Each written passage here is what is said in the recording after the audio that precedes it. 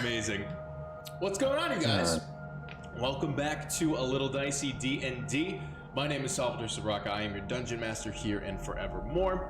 And this is episode 42 of the Great Nelidian Crown. So, thank you guys for joining us. If this is your first time, welcome. Very happy to have you. If you're watching this on YouTube next week, then what's going on? You've got a whole lot of stuff to get through if you want to start from the beginning. So Godspeed to you. But we're going to be a little quicker on the draw this episode. We're going to be getting into it pretty much right away. But we just want to let you know that this is an interactive stream if you've never been here before.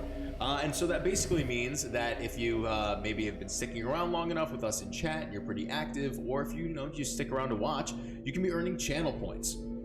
Now, there are a couple of different ways to earn those. You can use channel points on Twitch itself, which you can find the channel rewards just at the bottom of your little chat bar. Right below where it says send a message and everything, you can look up the channel rewards. And the longer that you stay in here, the more that you chat, the more that you interact. When you subscribe, all these different things, you earn channel points, which you can use to redeem certain fun little things that affect us in-game as we play, both myself as the Dungeon Master and our players as they play. So, Hannah, you want to tell us maybe one or two things that they could be doing? Yeah, my favorite thing is to screw over Sal. You can redeem points to make him roll worse, or you can redeem points, get us inspiration, and make us roll better. That's what I like. I'm gonna take that away. I'm not gonna let that happen. Those are fun things you could do, I guess. You stand between us getting murdered and Sal. Yeah, that is very true. Sometimes the chat is the literal last line of defense for all of you. So that's super fun. Garrett, do you have any ones that are particularly your favorite? Yeah, we got a party drinks and a DM drinks. They're different, although sometimes Sal will drink with us on a party drinks anyway. But we all make sure that we have a little drink. This is just a rum sour with glitter, but it's a fun little. No, it's that's a healing potion, is what I meant to say. So we all got our fun little drinks that we drink. I used to have a little vial for my healing potion, and the very first day that we switched to virtual, when I was making my drink, it shattered in my hands because I'm a big strong boy, and little tiny puny glasses cannot stand up to my masculine fingers. So today I'm drinking Kahlua and coffee. I mean, a health potion out of my mug. So, lovely. I'm going to show up to one of these streams with a mason jar and just play a little forced perspective. Yeah, for sure. That'll be great. Have it like way back here and be like, look at my normal potion. It's a potion of slow. I'm going to do one where I just have like 10 different cups in front of me that are off screen, and just any time it's redeemed, I'll just grab a different one and drink it and not acknowledge it at all. Speaking of 10 random things, Jamie, do you want to tell us about one of your favorites? Yeah, one of the things that you can spend your points on is to have me Wild Surge. You can do either a normal Wild Surge, which is one of 100 crazy different effects, or you can do a greater Wild Surge, which is even crazier, and there's 300 of those, I believe. So, yes. That's always a lot of fun. Hell yeah. You can also create an NPC, which is you give us a little information what you're looking for, maybe a name and an accent or a kind of voice, a class, and Sal will bring them to life before your very ears. And it's very fun. He specializes in problematic accents. So please be sure to give him one of those. Yep. If you give him a white person accent, he will reject it. I veto this new character if I can't be another problematic person. Yeah. we want voices of color on the screen. So the whole episode is censored. We only do accents that we probably shouldn't. That's right. That's right. Who's doing the Speedy Gonzalez voice? Let's go. Take risks. I only accept Pepe Le Pew. Shouts out to Incoin. Thank you very much for the follow. They say in chat real quick before we begin. I love the incorporation of viewers into the game. I'll lurk since I'm playing Kingdom Come Deliverance. Holy fuck. But I'll be listening until I get enough points. Hee hee. And also, shouts out to Jenna, Scrooge's nephew, in the chat. True. But without further ado, we're actually just going to be jumping right into it. You might have already noticed that the music in the background is rather creepy. And if you can't hear music in the background, please let me know in chat, because I will have fucked up somehow in setting the stream up. But when last we met, our intrepid band of adventurers known as the Bared Souls have recently traveled to the frigid north, a land in the kingdom of Naladi that is not yet inhabitable. A frozen wasteland that some say once belonged to the elves of yore, back when this particular part of the world was rife with greenery and lush with many different types of flora and fauna. But now, no such creature can survive here. The low and terrible frigid temperatures combined with the abominable weather that sort of plagues this part of the world keeps a lot of civilization and civilized people away from settling into it. However, this has not stopped the expansive initiative by the Great Nalidian Crown, the power at B that gives our game its own name. You see, the King of Naladi has set out on a mission to expand the kingdom as much as possible, establish trading ties and trading posts and settlements in other lands, and he would be damned if the frigid north would not be a part of the kingdom of Naladi, in addition to all of the other wonderful, more exotic and amiable places that he has actually settled. Now, our group, the Bared Souls, have traveled here at the behest of a sorceress named Kata. Having been hired by her before, actually descending into the first layer of the 9 hells to try to retrieve some of her belongings from one of her wayward laboratories that she uses to study the rift between the realms. If you are familiar with classic Dungeons & Dragons lore, we share a lot of that in our own story, where the prime material realm, also known as Petrichor in our story, is sort of on this grand spectrum layered between many other realms, one being the Feywild, in which our pal Indigo, played by our wonderful Jamie, once was birthed into existence and now resides here in Petrichor, the prime material plane. Or the Shadowfell on the other side of the coin, a dark, dank, terrible place just sort of rife with creepy aberrations and unlife and some say gods betrayed and locked away here in that realm. So Kata, the sorcerer, sort of studies the space between all of these realms, and apparently had a type of a colleague, let's call them. He went by the name Ignatius Salt. He had a laboratory up here in the frigid north, away from civilization, in order to study different types of creatures that may have infiltrated the prime material plane, or Petrichor, from many of these other realms. And he apparently believed that there was a sort of realm rift, a place between these realms here in Petrichor where things and beings could pass through a bit more freely, otherwise having to be locked away in their own home realms. So they agreed to traverse through time and space as Kata teleported them from her humble tower in the town, the hometown of Tuisa, played by our player Hannah, just outside of this hometown of 4 Point Cross, to the frigid north, in order to find Ignatius Salt's lost laboratory. Once inside, gather as much information as they possibly could for Kata, and return to her with whatever their findings might be. And in exchange, Kata would provide additional aid as a sort of world-renowned sorceress that she is, and try to help them best she can with her own abilities.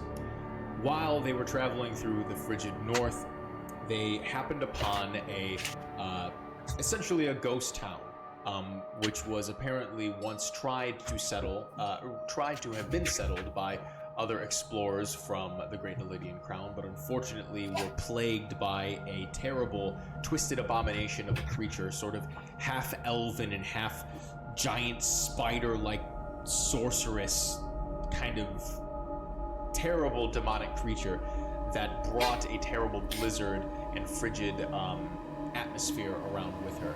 After slaying this creature and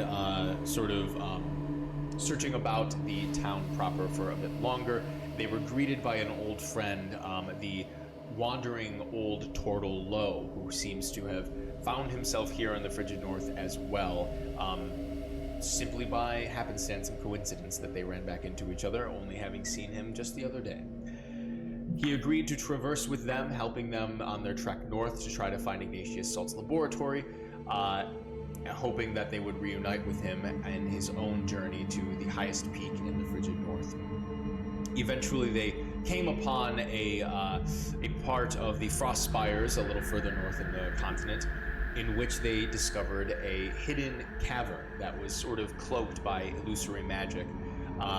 Low essentially parted ways with the party there, having to move north a little further for his own expedition, while the rest of the party traversed into the illusory side of the mountain where they were dropped off in the Frost Spires.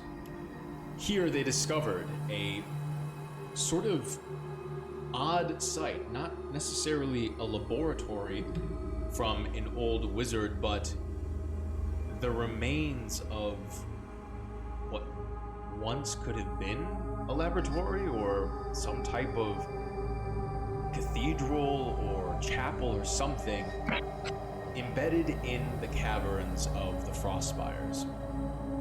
The caverns themselves seemed extraordinarily expansive. Just some type of endless pit rather than a actually fully formed cavern in and of itself. Nevertheless, they sought about searching through this cavern and discovered a myriad of bones belonging to many different types of creatures.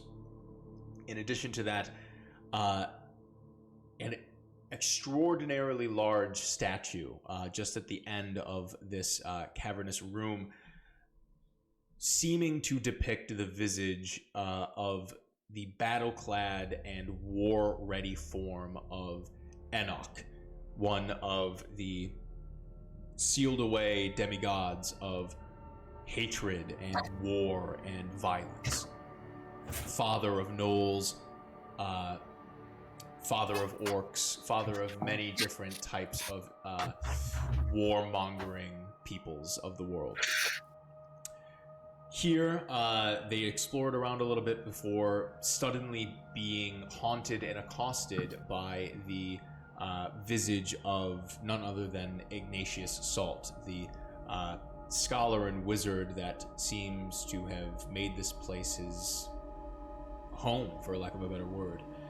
After having an intense and nearly fatal battle with this specter, the party seems to have survived by the skin of their teeth.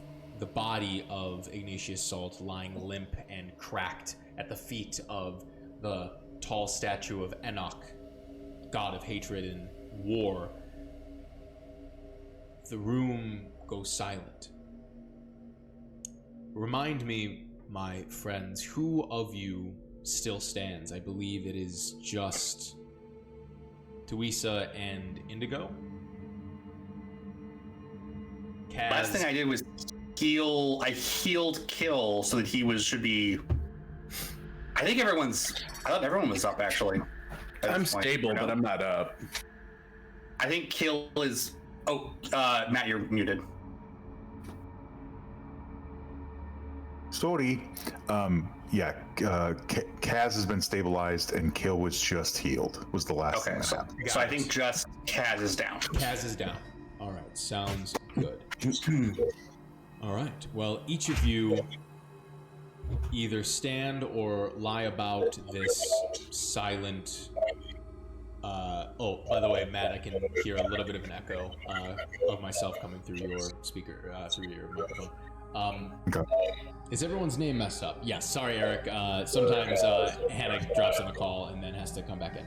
I'm trying to fix it. It's okay. It happens to the best of us.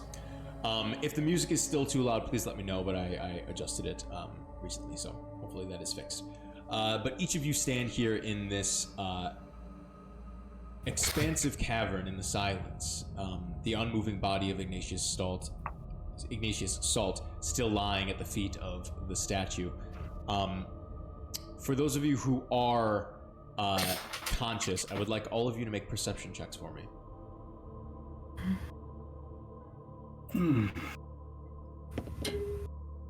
7. 16. 25. Indigo, unfortunately, at this moment, you are a little bit too preoccupied with the well-being of Kaz, who is still stable but unconscious at the moment. The particulars about what is going on around you are unfortunately lost on you. Tuisa, that goes for you as well. You're a bit more focused on just sort of recovering from the horrid experience that just happened in the past, 30 seconds to you. Kill.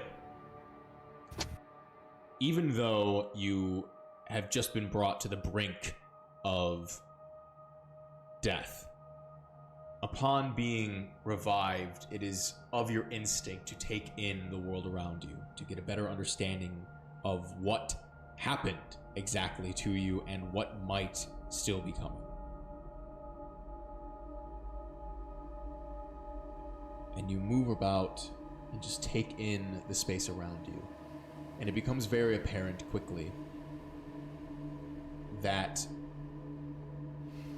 the ceiling, or whatever space above you, and whatever space beyond, as you sort of crane your head around the half-circle-like stone wall that surrounds the giant statue of Enoch, this feels like an endless space. A space that continues on for in unknowable distance, up and all around you. There are further platforms and pathways to the left and to the right and forward, but there are gaps between them, like little creeks passing through the earth, but where instead there should be water is just endless depths of darkness below. And then you hear the very soft sound of something shifting on the ground. And you look over to the gnarled, sort of twisted body of Ignatius Salt. And then you hear as this gentleman's neck snaps forward and turns unnaturally towards you. Eyes unresponsive, jaw slack, cracked open. And without the rest of the body moving, the jaw turning or tongue flapping or any signs of life or normal communication, you hear very softly, not just in your head, but in the atmosphere, but just a very, very soft, "And who are you?"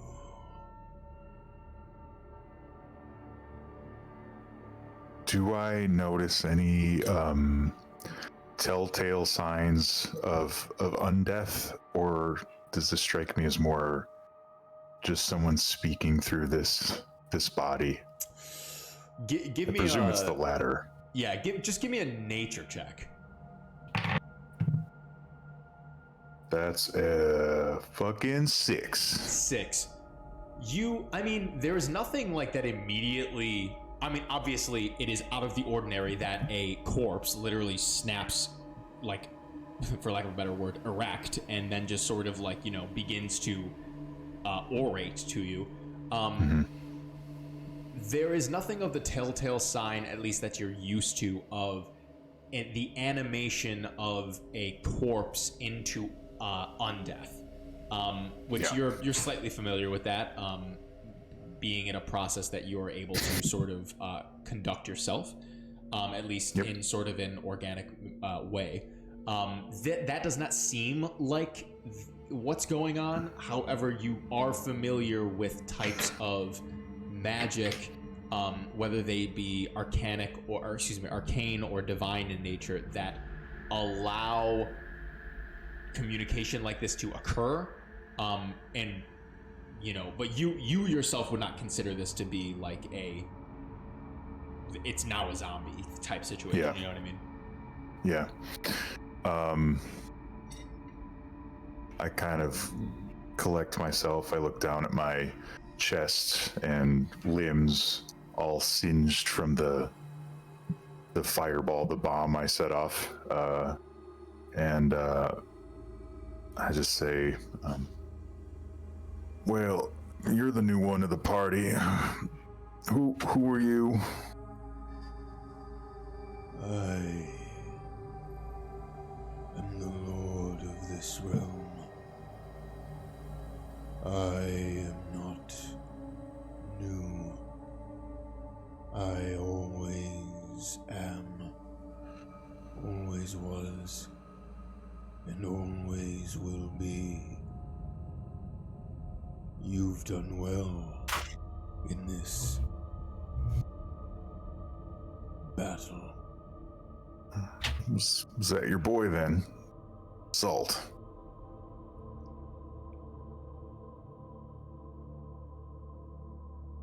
He was a nuisance, but a clever one. Can't disagree with that. What brings you to my domain? Another haphazard errand.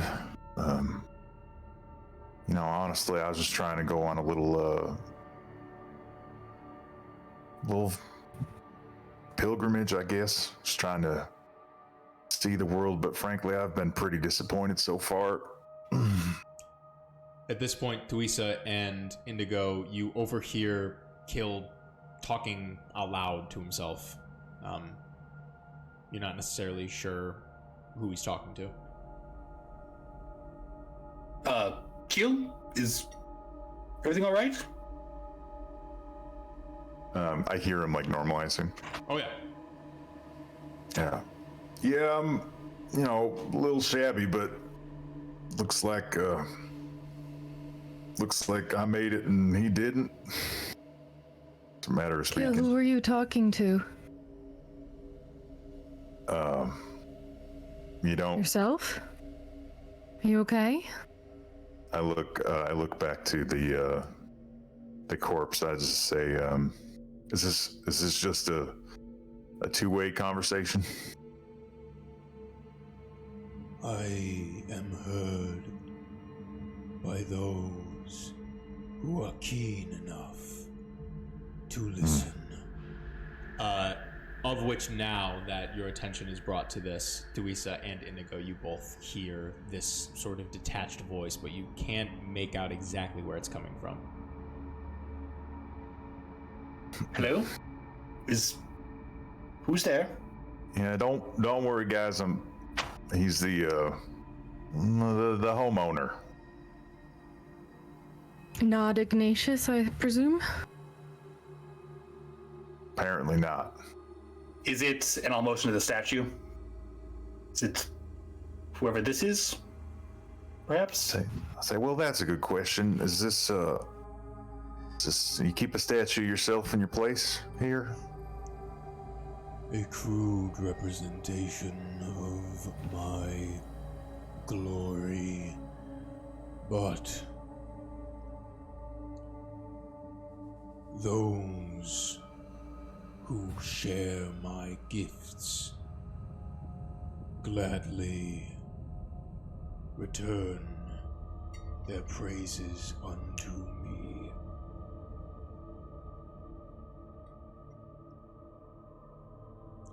So, do you, hello, hi, I'm Indigo. So what was this Salt fellow planning to do with all this? Salt made his place here some time ago. I watched him. I was impressed by what I saw. But he became too enamored with my creations. Stage 5 clinger. I hate to see it. And now Creations. you all have come to the Underdark. Do you seek the same as poor old Ignatius?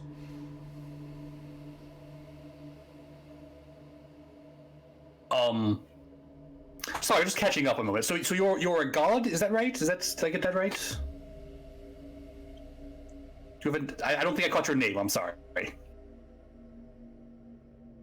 I am the Lord of Phantasms, God of blood and war. All things who hate, who strive to inflict their will upon another, call upon my name. Father of Dogmen, Lord of Orcish fury, I am Enoch. Is this your creation, then? I hold up the flail of madness. A prize. Not something that I had a hand in, unfortunately. But it brings me pride, nevertheless. Brings me pride too. I'm sure. Yes. Yes, who doesn't love a good instrument of murder? So I'm good. I don't know about everyone else, but I'm good, thank you. Don't need any hate today, thank you. I think we're all good. Right, Kill? Maybe it's just the concussive blast right next to my face, but I'm struggling to remember what we even came here for. And we're really just coming to Find check a on. lab. We're really coming to check on Ignatius, weren't we? Yeah, well, I guess we checked on him, didn't we? Yes, I suppose we have a status update there. So. Yeah. Enoch, do you have any use for all of this? And I just kind of point at Ignatius's body and the pile of bones. Or is this more of Ignatius's fervor? These are the bones of my children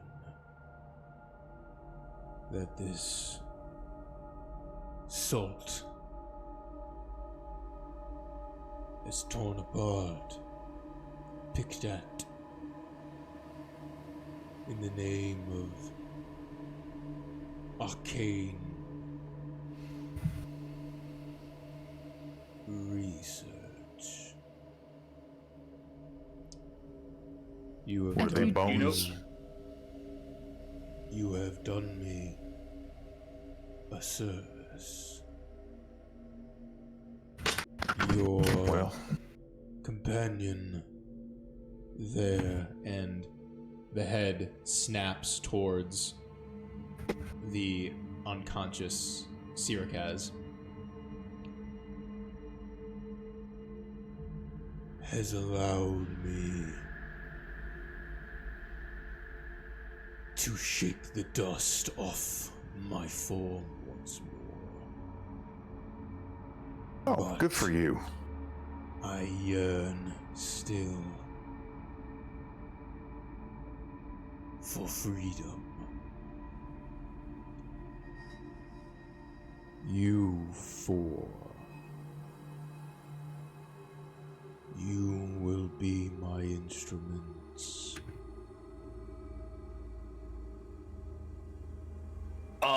So we have a job, thank you. I don't think we'll be needing any employment right now.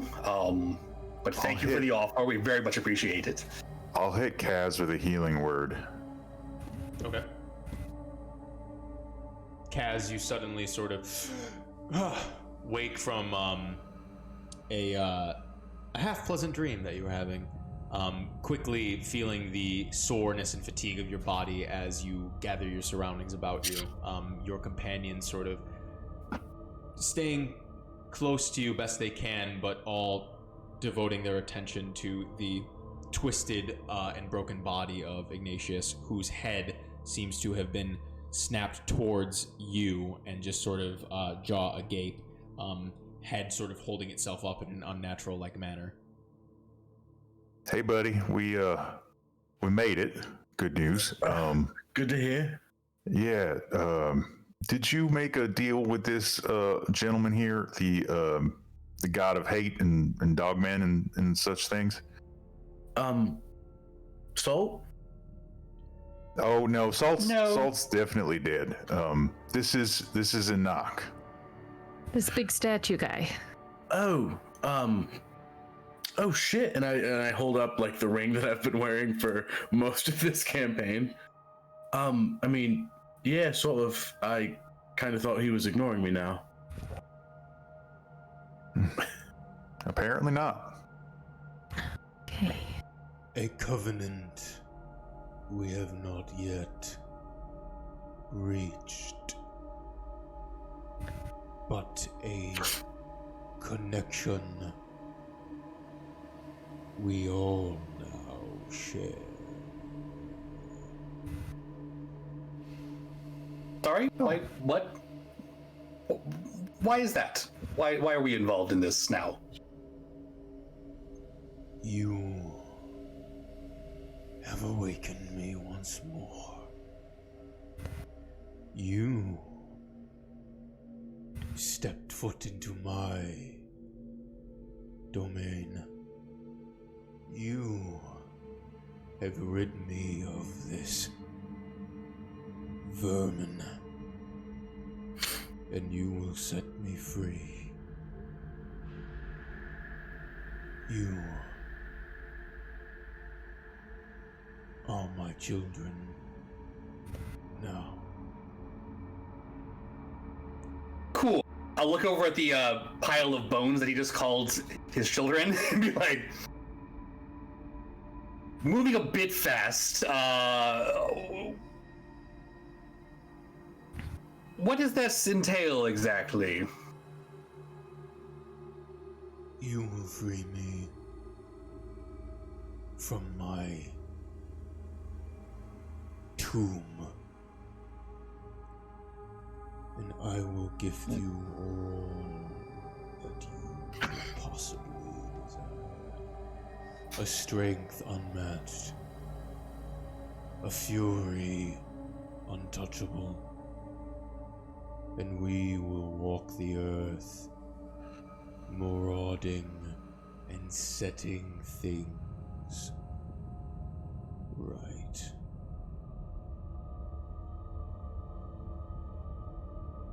Offer, but I'm good. I can't speak for anyone else, but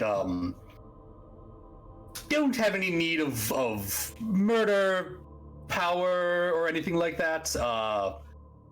Really, thank you. But I'm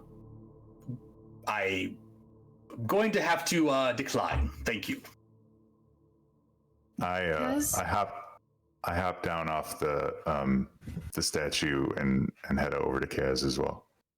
Yeah. Go ahead, do you Teresa. do you know what he's talking about? Not particularly. I did not know that he was asleep.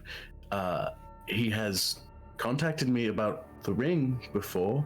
I don't know nothing about resurrecting, or I suppose finding his tomb and releasing him. That's all new to me. This Okay. is this is no offer. This is my command unto you. You will venture to the depths of this abyss, my prison, and you will bring me back into the glory of the light. Yeah, I would like to get back to the glory of the light myself.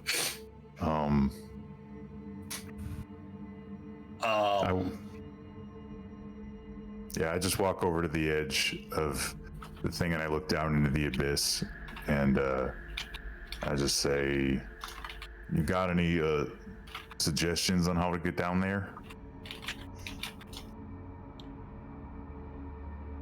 Can you stand the impact? I'm pretty sure not. Yeah, sounds like we're not really qualified to the for the whole abyss thing.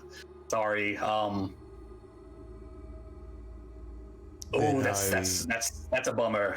I would suggest you venture on the path.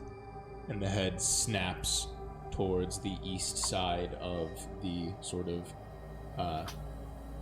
room proper around you, where there's a tiny little space between the platforms, where if you fell through that crack you would fall into the abyss. But if you did a simple little hop over, the sort of stone platform continues eastward into the darkness.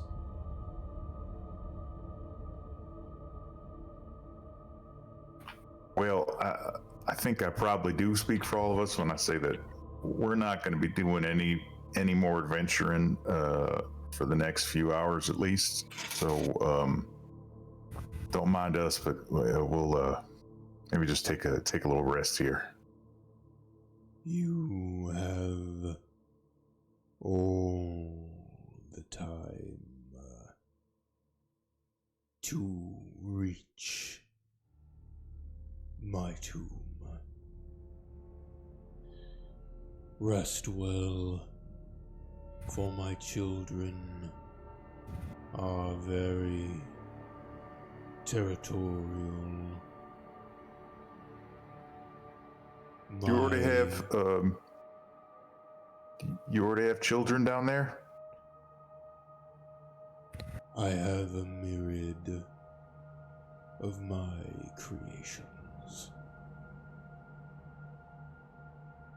It seems as though couldn't one of your other children free you, perhaps? They know only violence and fury. Yes. You are clever and resourceful. There was a time when I believed Ignatius might happen upon my tombs. What sorrow I felt when I realized his intentions in my domain. Once I was entombed in a slumber I could not escape from, only able to reach out through artifacts left behind in the prime realms by my long castaway followers. But now I can see my realm once more, but I feel my sight waning even now. Rest well, ye four. I hope to see you very soon. And the head. And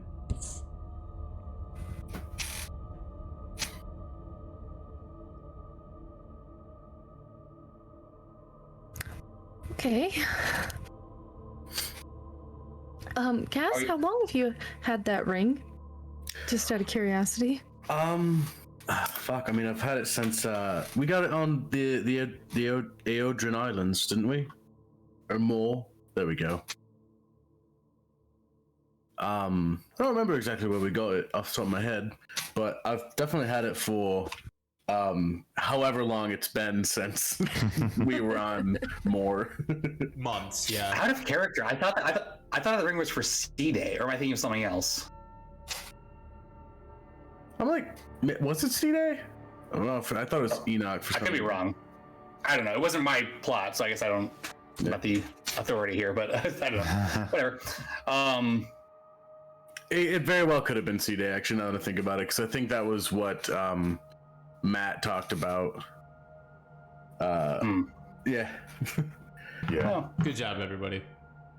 Yeah. Right. Okay. Why would you know? He can still hear us, or is he probably gone? Well, I mean, he's a god, and this is his domain, so I'm guessing he can hear. Yes, I imagine there's a good chance you could hear anything that we say. Yeah, it's definitely C-Day. So yeah, I'm wrong. It's okay. I'm gonna go back and check that door out a little bit more from the door to the cave that we're in. The one that we entered in? Yes, that is. I think I did check before actually, and I'll go for good measure. Make sure there's no way out that way. Yeah, no worries. You head over there. Go ahead and give me an investigation check.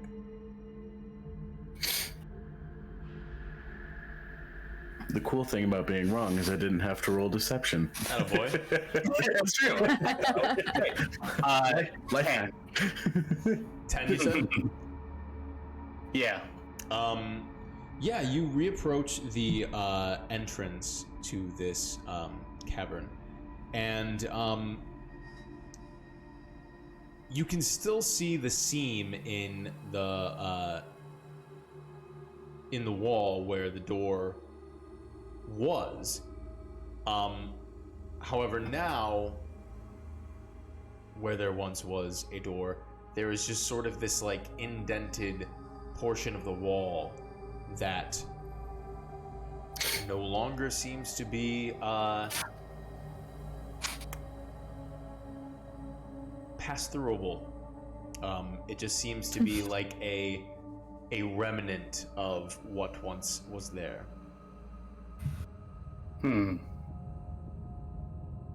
Okay.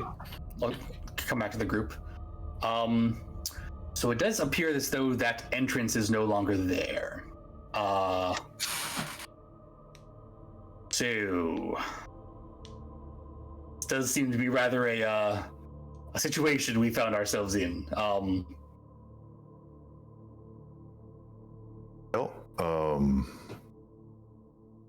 Yeah. Why don't we start by resting up and maybe taking a look Yes, around. that's a good idea. Yeah. We're all quite hurt. Let's all take a breather and rest. Well, Nobody quite sounds like a good panic yet. idea. As we begin to just like settle Are we doing a long rest or a short rest? Long rest. Okay. long Cool. rest. Sounds good. Yeah, You just try to fucking wake me up. I dare you. it's been a long day. Sal, as we start to kind of just settle in for a rest, I would like to take my RID, the reagent identification device, and I'm curious if all of the bones in this pile, and I know that there are many, I won't check like every single one, but if I check like the first 5 or 10 or whatever, I'm curious if that one skull that was like Brainiac was very kind of stood out seems more special than the other, or I guess if any of them seem special, using the tool. Yeah. You take a look at a handful of them. Not many of them sort of are, read back to you and at least are identified as anything, discernible as far as the device, can discern on some of these things. Some of them are registered, in the arcane memory of the device.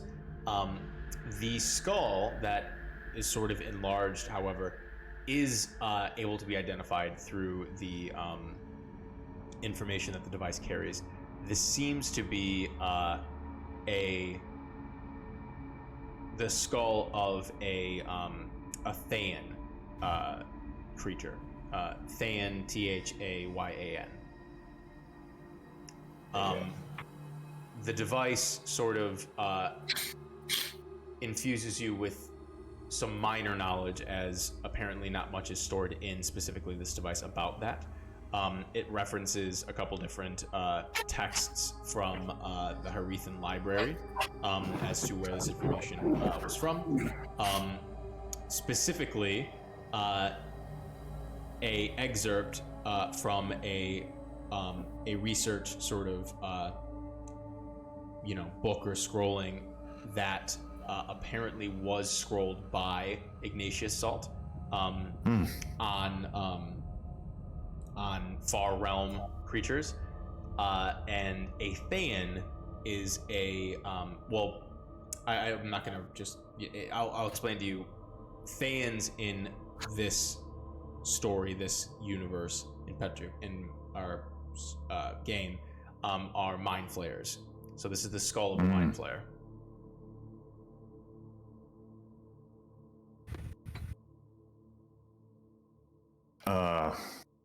Cool. I will see if I can jam that in the bag of holding. Excuse me, you most certainly can. Hell yeah. You can mark it as a mind flayer's skull. It will not serve as a reagent, but you can certainly try to use it in some interesting ways. The RID does not necessarily give you any further information than the identification. Yeah, can I Make once a we sick get to hat.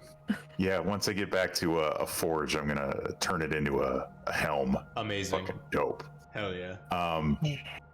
I will Kill, just spend a few minutes just kind of like sleepily taking some rando bones and making a few little piles out of the big pile, and then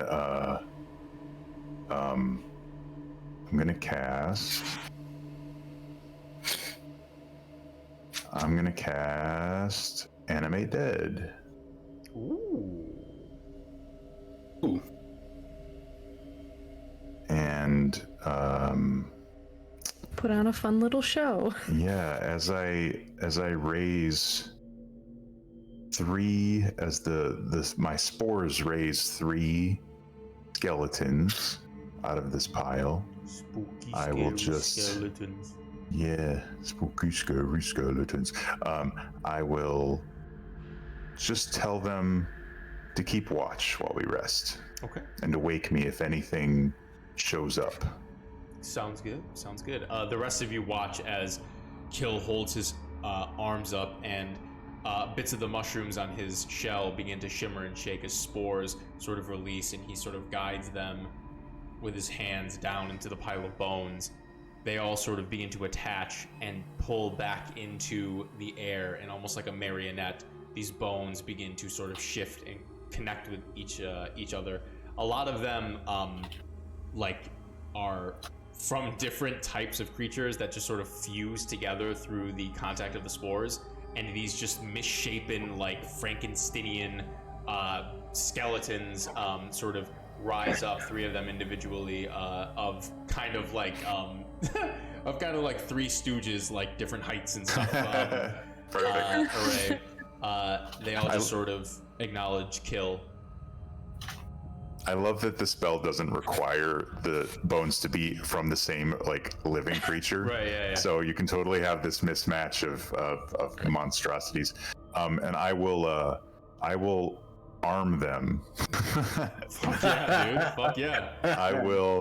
I got the couple of short swords that I made myself at the forge. Yep. And I will also equip, so I'll give 2 short swords. A little dual wielding skeleton. Amazing. I'll give one my shield, my father's spear and my father's spear and shield, and then I will give the third one the +1 halberd from the demon knoll. Incredible.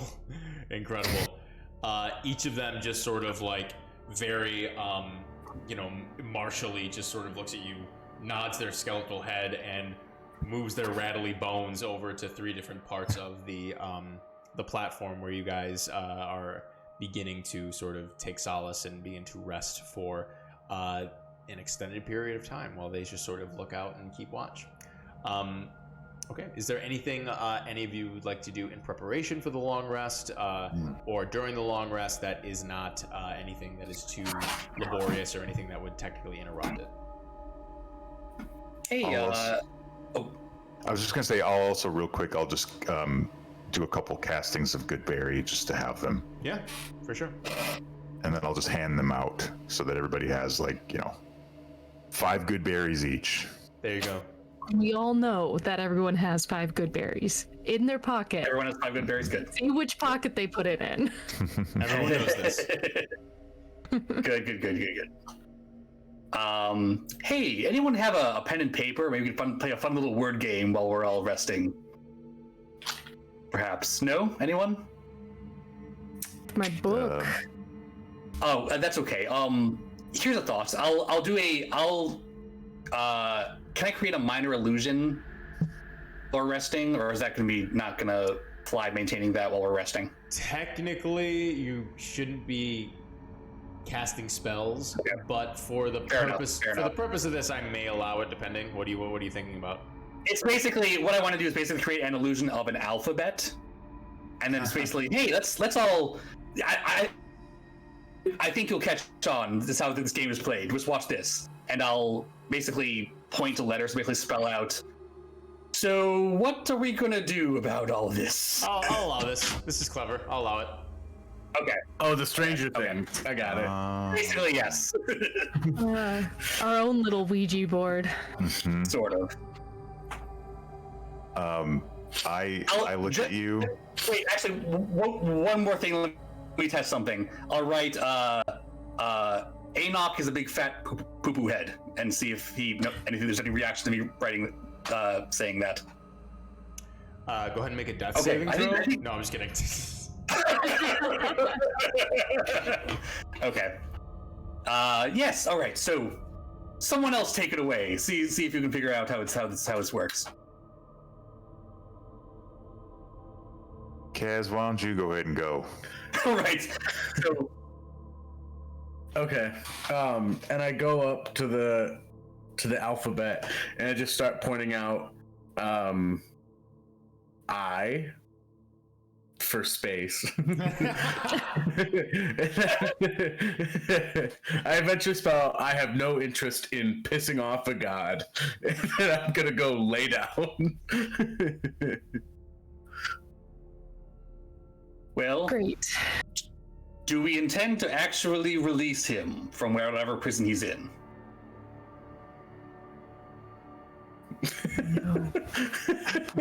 Okay, that's one and one. I say I go up and I spell out. He wants us to find his body, right? I wasn't clear on the nature of the prison. Is he has a physical body? If we find his body, seems we are in control.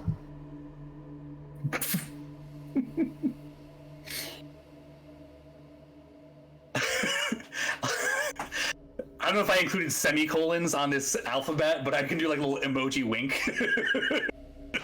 Or just actually wink, like, oh, okay. Yeah, that makes more sense. I think it's funnier if I type out winking. Indigo refuses to I'll be just write the word straightforward. wink. Oh, I'll write, oh, I did it. Wink. Can I write in your Ouija board? Did we have a way to contact Kata? Maybe she can get us out of here. Well, I do actually have a way to get myself out, but it might take me a while to get back. I can go to the Feywild. Can you take us with you? No. Unfortunately, I don't think I can. But I may be able to find some way to get my either... I don't know. I'm not even sure where in the Feywild... Or actually, Sal, this is a question. So the spell Banishment, if I were to cast on myself, do I know... Would I just go to a random location in the Feywild, or does my location here transfer to my location in the Feywild where I cast it? You would go to Would it be a random? go to a random place. Yes. Yes. So yes, I would go to a random spot on the Feywild, which isn't necessarily better, but it's something. I don't know. It's an option. If you never wanted to see us again, you could just say so. That's of course that's not what I'm saying. But if we think that would help, I mean, I would like us all to get out of here, and if you think that there's a chance that could help, but I don't know if it'd be the best. Maybe it's best if we stick together. Kata did give you a sending stone that you could speak Oh, with her. oh. It had 3 charges. Does that require us to speak out loud, or can we do it mentally? It would require you to speak out loud, yes.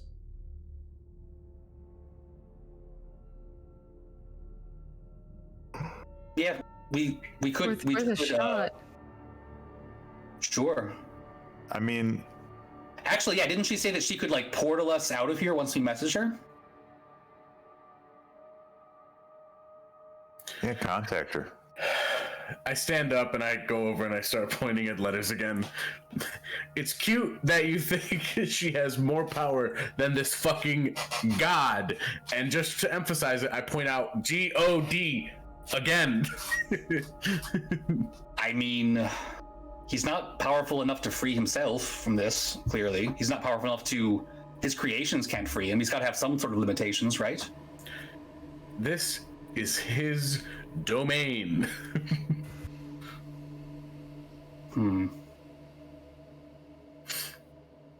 I'm sure you could contact Kata and make it seem casual.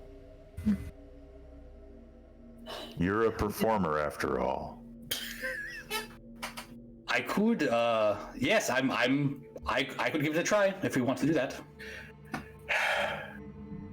Wait. Big thumbs up to you. I have a perhaps simpler idea. Because I know I have one of these.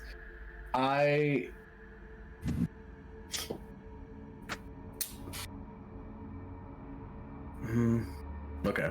I go over to the door where we were at, and let me make 100% sure that I have this specific item. Come on. While you're looking that up, can I rummage the Salt's body? You can rummage Salt's body, yes. Go ahead and give me an investigation check. Loot the body. Tweesa, you want to help on this? Sure. You might have a better eye for doodads He's than me. not doing anything with his stuff. Can I help? I move over to the door where the door was, and looking over my robe of many things, I pull off a patch and I throw it against the door. Okay, which patch are you throwing against the door? The window. The window. Yeah. You take the patch and you pop it onto the wall, and a window appears.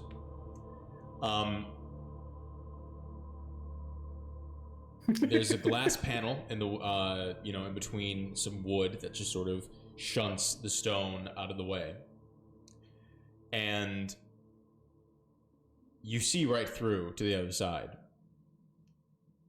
of which is an expanse of dark onyx walls and tunnels and caverns, entirely just sort of splintering and spider webbing their way into the distance. I go back over the letters and I point out N, V, and M, and then I go lay down again. Is the window still there? Can we go see Yeah, it? the window's there permanently. Yeah. It we will not go away. I see. That was an awesome idea. Very good idea. I rolled a dirty 20. Dirty 20 on rifling through the body. You find a few things. Number one, you find a spell book with a handful of different spells and stuff in them. You find a wand that he was using. He was also wearing elven chain. And he happened to have just on his person a very small amount of gold, like three gold pieces, 4 to 5 silver pieces. However, he did carry on him a lot of specific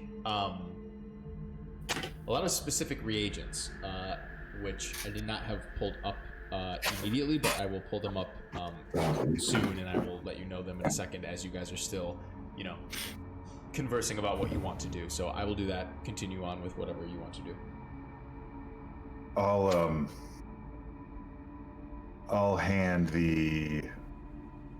I'll basically just give everything to Tweesa and just say, yeah, I mean, up to you if you think you can use any of this. He was flinging spells at us. I don't, quite remember the details, but I don't know if I can use. I'll bring it over to the group. yeah. Carry it, drop it down. Could be useful if your go-to cantrip turns out that it sucks. Maybe a wand would be useful. I don't know.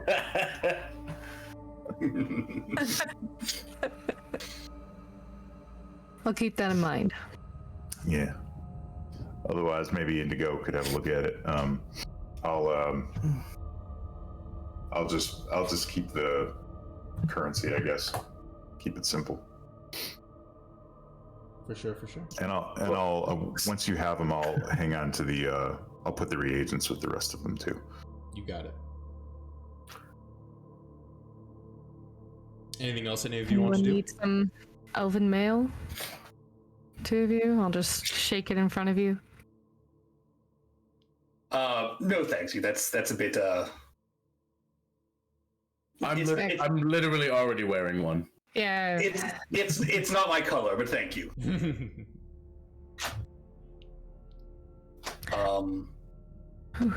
Shall I try contacting Kata. Yes. I don't know who has the stone, but I'll ask them for it, and I'll take a little time to figure out what I'm going to say, so if people want to proceed doing other things. If there's anything else I want to do. At this point, I'm just resting. Mm-hmm. Tweesa, do you have a Are you able to identify some of this stuff? Not right now. I don't know if I can. Maybe in the morning. I don't think that's something I've done before. You're out of game. You're a preparation caster, right? Yeah, I don't see it in my spells. You don't have identify? Mm-mm. Really? I'm looking. I don't see it. First level? Maybe not. Some of the reagents that you do find that are a little bit more interesting than others are apparently he carries around a handful of rather expensive gemstones. Specifically, he has 2 decent-sized diamonds on him, 3 rubies, and a sapphire. All of the same size, you assume varying in, expense. And then, lastly, he carries a, there's this, like, tiny little silver ornate mirror that he carries with him that, like, seems very, like, really expensive for a mirror. Is it magical? I'll go ahead and cast Detect Magic. The mirror itself is not magical, no. Okay.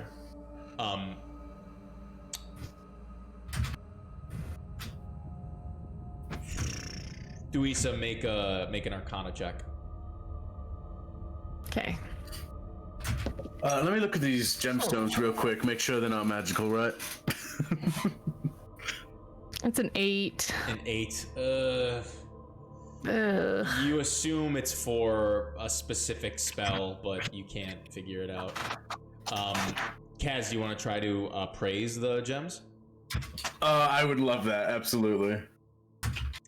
Give me a just give me an investigation check.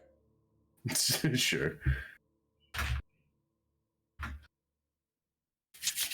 That'll be a 2. Oh, they're probably like fucking, you know.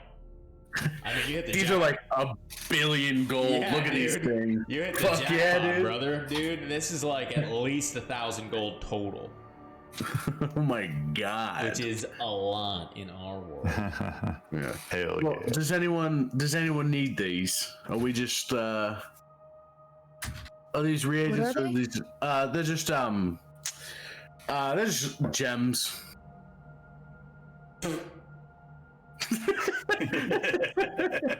They're Party they're drinks, probably bitch. party drinks. Party drinks. All right. They're probably useful at some point, but not to me for now. So you can hang on to them if you want. Yeah, I'll just put them in. I feel like it might be the safest place to put them is the bag of holding. You know. What up, Fumble folks? Yeah. I hope you guys are doing Fumble well. folks. It's been a minute. It's been a minute since we've seen you. The party almost died. They just talked to a very evil god, and now they're trying to decide if they're gonna go forward with what this god wants, or if they're gonna try to get the fuck out of where they are right now. Keg stand the bag of holding, Conk Bonk. I fucking love you. If I pour beer into the bag of holding, can I just scoop it out when I want? I don't see why not. Yeah. You can always try. Hell yeah. Okay, I have my sending if we're ready for that. Okay, you get 25 words. So what would you like to send to Kata? While you guys are arrested? I'm gonna say unexpected developments. Salt is dead. Please do that thing we talked about if you're able. Hope to see you soon. Okay. A moment passes, I would like Indigo. I would like you to make a. I'd like you to make a Wisdom saving throw for me. Okay. Do I have a Tides of Chaos available? Yeah. I think I do. Yeah, Okay, yeah. I'll do Tides of Chaos. Okay. Wisdom saving throw. Is this versus Charm? No. Okay. Got a and a. Eesh. All right. Got an 8. Okay. You don't necessarily feel anything or anything. You know, you send them the message. You hear in the back of your head a familiar voice. It is hard to see you. I can come to you, but I need to know where you are exactly. What happened to Salt? You know. The stone is what, 3 times per day? Yes. Is that right? Mhm. Okay. I will communicate that message to everyone else via the alphabet, if I can do that. Okay. Jesus Christ. Oh my God, is he bugging out for anybody else? Oh, he's. Oh, yeah. gorgeous. Oh man. Oh Jamie. Oh, he's good now. He's good now. I'm bugging out? That shit was Oh, that funny. was beautiful. Oh man, Oh, yeah, what your, happened? your video input just went What nuts happened? for a second. You got possessed. It's good. Okay. Oh, God. All right. Well, I don't know if you heard me. I'm gonna communicate the message that Khan had told me via the alphabet Sure. illusion. Yeah, that's fine. Wow, I'm curious to see what happened. Okay. All right. So let me think of what I'm gonna say back. That's. I'm gonna write. That's good. Maybe she can get us out.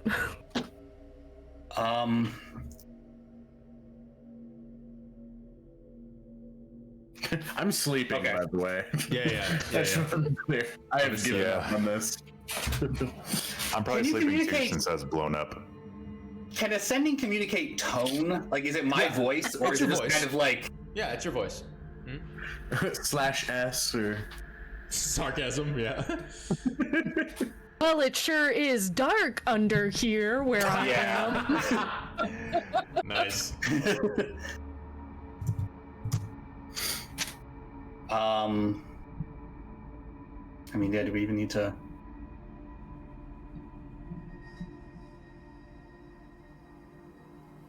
Weak ass bitch of a god ain't even listening, guys. Come on. Probably not. But whatever. Hannah, make a death saving throw. Yeah. Okay. Just kidding. Just keep. Well, I rolled a 19, so. Well, you fucking die anyways. Yeah, you needed a nat 20 to survive Looks that. like you needed a 20. That's tough.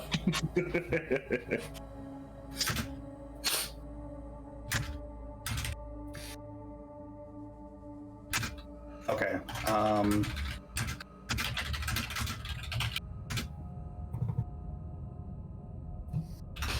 What are the rest of you doing? Kaz, you're sleeping? Resting. Okay. Oh, I guess I will search in my book to see if there's any way to get us out of here, though. I've read through it cover to cover many times, and I know there is nothing. Take a look at the spell book I handed you too.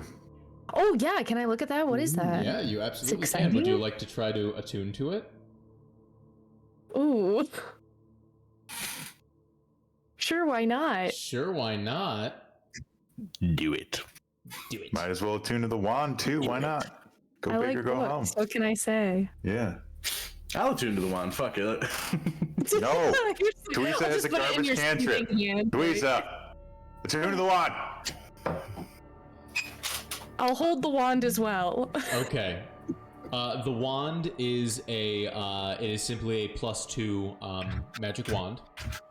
So you can Ooh. add 2 to any attack roll based spell. for its spell attack modifier. Cool. You add 2 to your spell attack modifier. I don't know why it said it anything different than that. So yes.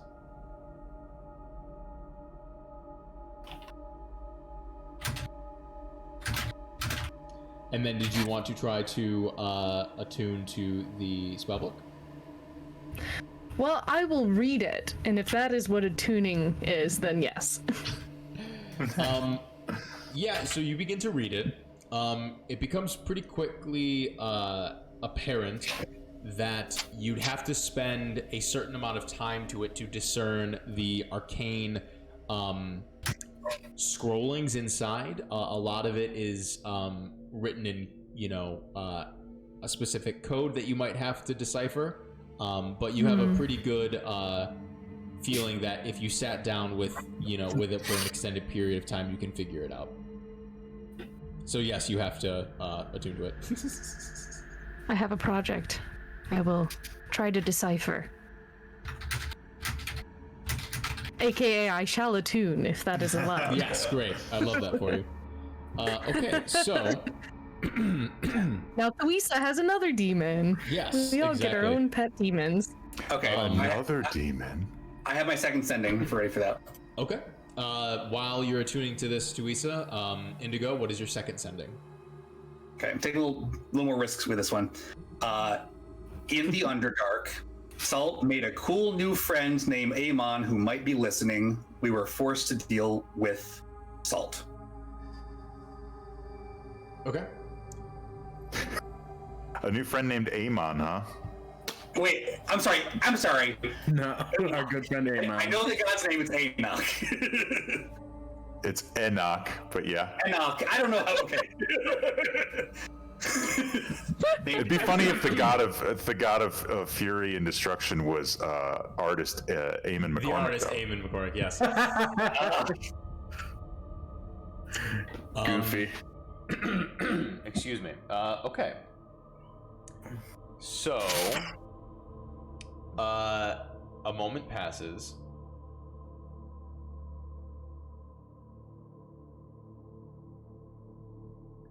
Kata responds with...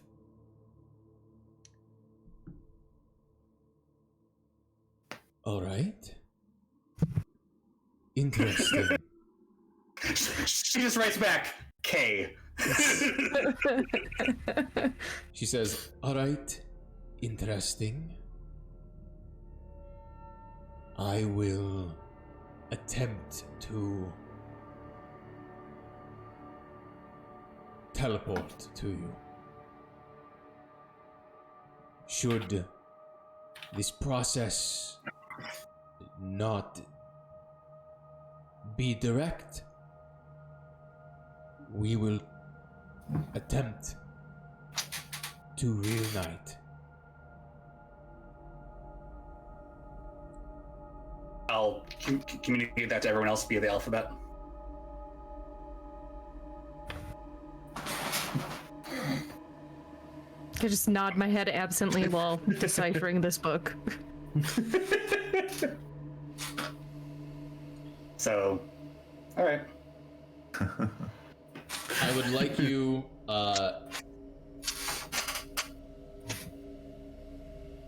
Jamie, I would like you.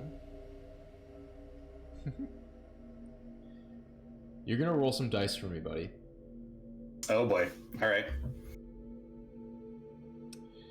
Okay. We're just gonna go ahead and read the teleport spell real quick. So, this spell instantly transports you and up to 8 willing creatures of your choice that you can see within range. So this is irrelevant. This is just she's teleporting herself to a destination you select. The destination you choose must be known to you.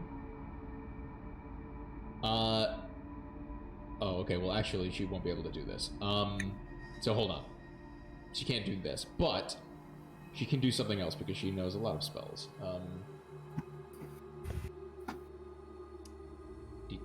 Checking a different thing. Okay. You specify a target destination in general terms. such as the City of Brass on the elemental plane of fire or the Palace of Despater on the second level of the Nine Hells, and you appear at or near that destination. Alternatively, if you know the sigil sequence of a teleportation circle on another plane of existence, this spell can take you to that circle. If the teleportation circle is too small to hold all the creatures you transported, blah blah blah. So, okay. So we're gonna sort of, we are gonna sort of homebrew this. And Jamie, I would like you to roll me a D100, please. She's going to use you, Indigo, and your arcane potency as a creature to try to essentially target you as her destination on this different plane with the plane shift spell. And this may or may not work. So, yeah, I would like you to roll a D100 for me, and please tell me what you get. All right. 62. 62. To give you an idea, there was going to be a percentage chance that this would and wouldn't work. And you passed it by two percentage points. So This 60 or higher, basically. a moment passes, and you begin to see coalescing sort of off in the distance around just in front of the statue of Enoch a bunch of these blue sort of familiar looking motes of energy as they sort of crackle around the air, and suddenly, in almost sort of like a sudden flash of light, poof, Kata, the sorceress, sort of appears. However, something about her visage is weird for a moment. Her form. All of you just make perception checks for me real quick. Including those that are sleeping? No. Yeah. People who are sleeping do not, but people who are still awake, so I think it's just Tuisa and Indigo. Yeah. 14. 15. Okay, Oh. both of you. Although, to be fair, Sal, I think all three of my skeletons would immediately start waking me up. Oh yeah, that's true. Your skeletons Yeah. would move to you. So- Someone showed up, so yeah. Yeah. However, they would not get to you in time for you to notice what Mobobs was Sure. doing. Yeah. Tuisa and Indigo, for a split second, when Kata arrives, something about like her silhouette in the light like flickers for a moment. It's as if fucking we lost Hannah again. Her silhouette in the light turns from this, lithe, beautiful woman, essentially, to a larger, sort of more robust silhouette.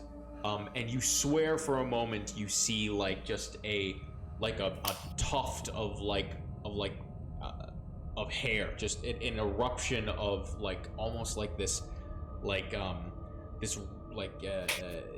ginger colored, almost orangish mane of hair just sort of erupt for a moment until the teleportation spell subsides, and her, you see her as you remember her, as she just sort of walks into the platform, and she says, oh God, I'm glad that worked. Are you all right? What? Explain to me what is going on. Do we need to go immediately? I could probably get us out of here right now. Is everyone all right? And she sort of looks as three skeletons begin to move over to Kill and begin to grab and shake him. She just sort of, and she holds her hand out and just fires magic missiles at the three skeletons. How much HP do the skeletons have? How dare you? Should be enough to survive that, actually. Okay.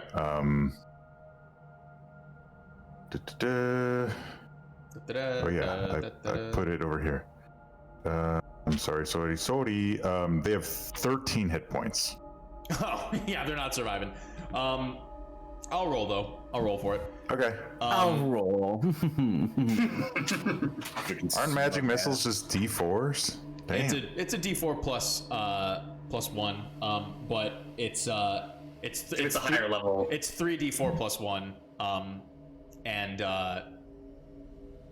she has a couple things that she can do that enhances that power. Okay, But sure. I'll roll real quick. Aren't you happy she's so concerned about you? Concerned No. about your well-being. Yeah. Okay, so this is okay, so so these magic missiles and two of them strike one of the skeletons, and it just fucking dusts the shit out of one of these skeletons. The other two are Okay. struck by the magic missiles, and it blows off an arm, and the other one partial of its sort of chest cavity gets like caved in, but the other two still like stay up, but you can sense that they are pretty frail at this point. Okay. And she says, "Okay, quickly, everyone, gather around me." And she just sort of holds her hand up with like a glowing force of purple arcanum, and she begins to sort of Doctor Strange with the other hand, as she's like muttering under her breath. I'll run over and I'll try to grab Kaz and just kind of move him. I think the bolts would have woken me Yeah, up. So I'm yes. just like, oh, Jesus Christ. And I just like trudge over there. Yeah, if that wakes me up, I'll definitely, Yeah, Kata, those guys are friendly. And she just sort of, what? And then snaps her fingers, and the plane shift spell takes hold once again. Okay, so Is she gone? all of you. You're gone. Oh, We all ran over to her. Yeah. Okay. Yeah. Yeah. That'd be so funny. You just confuse her for the slight moment, and she just fucking dips the fuck out. Ah, skeletons! Bye! Oh, fuck skeletons! Ah! Yeah, get the fuck out of here! That's so funny. Each of you reappear in sort of like you breathe in the surroundings about you, and you quickly realize that you are on a very familiar. You're seeing a very familiar looking site ahead of you. This is the same sort of like hilltop cresting part of the road that you took to get to 4 Point Cross, and you can see the town sort of spread out in front of you, maybe a mile or so away as you're looking from above this sort of the apex of this road that follows the hilltop that continues downward towards the town proper, and you can actually see the Tower of Kata out in the distance from here. As each of you just sort of plop onto the ground at the top of this hill. Oh my goodness, my microphone. It seems to be sometime in the middle of the night. Many stars light the sky, and the moon is full and just sort of set pretty high in the sky as each of you poof, poof, poof.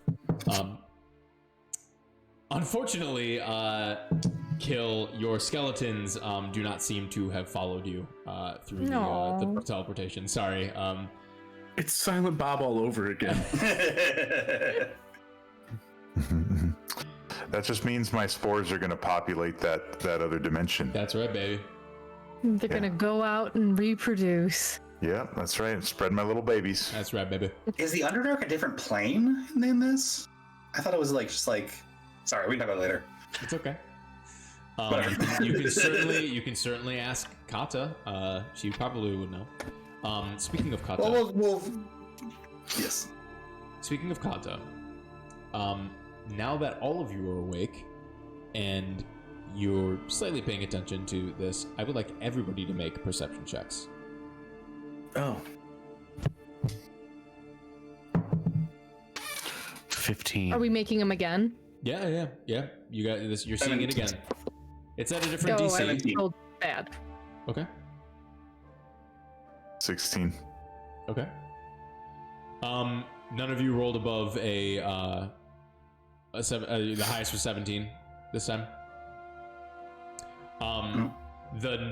So Kaz and Kaz, what'd you roll? Sorry.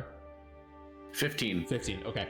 Kaz and Kill, you both notice that same thing that Duisa and Indigo noticed before, but you don't glean any further glimpses of anything before Kata's usual and more familiar look sort of settles back into your eye line. She just sort of So, sorry, everything was happening very quickly. Yes, thank you for getting us out of there. That was quite a awkward situation, to say the least. Interesting. Well, why don't we walk and talk, as we head back to the tower? How does that sound? Sounds good. Sure. Yes. Yes. Yep. Are you all right? I'm a little drained, but you know, it's fine. I just need some rest. Does it seem like she's holding anything back?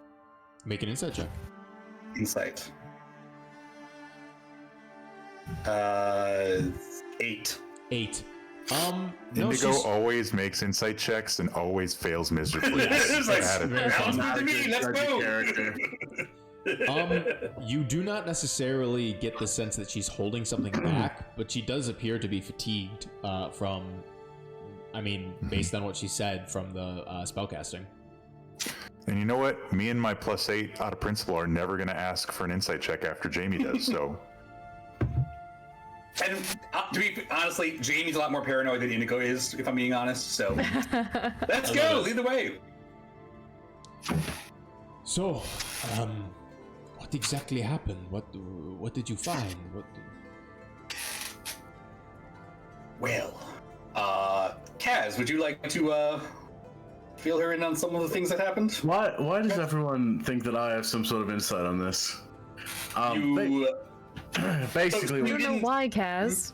so you didn't make a deal with the god of blood and hate, then? Am I wrong? I Father of dogmen. oh, all right, seemed fine. very trustworthy, and that's what he said. Okay. All right.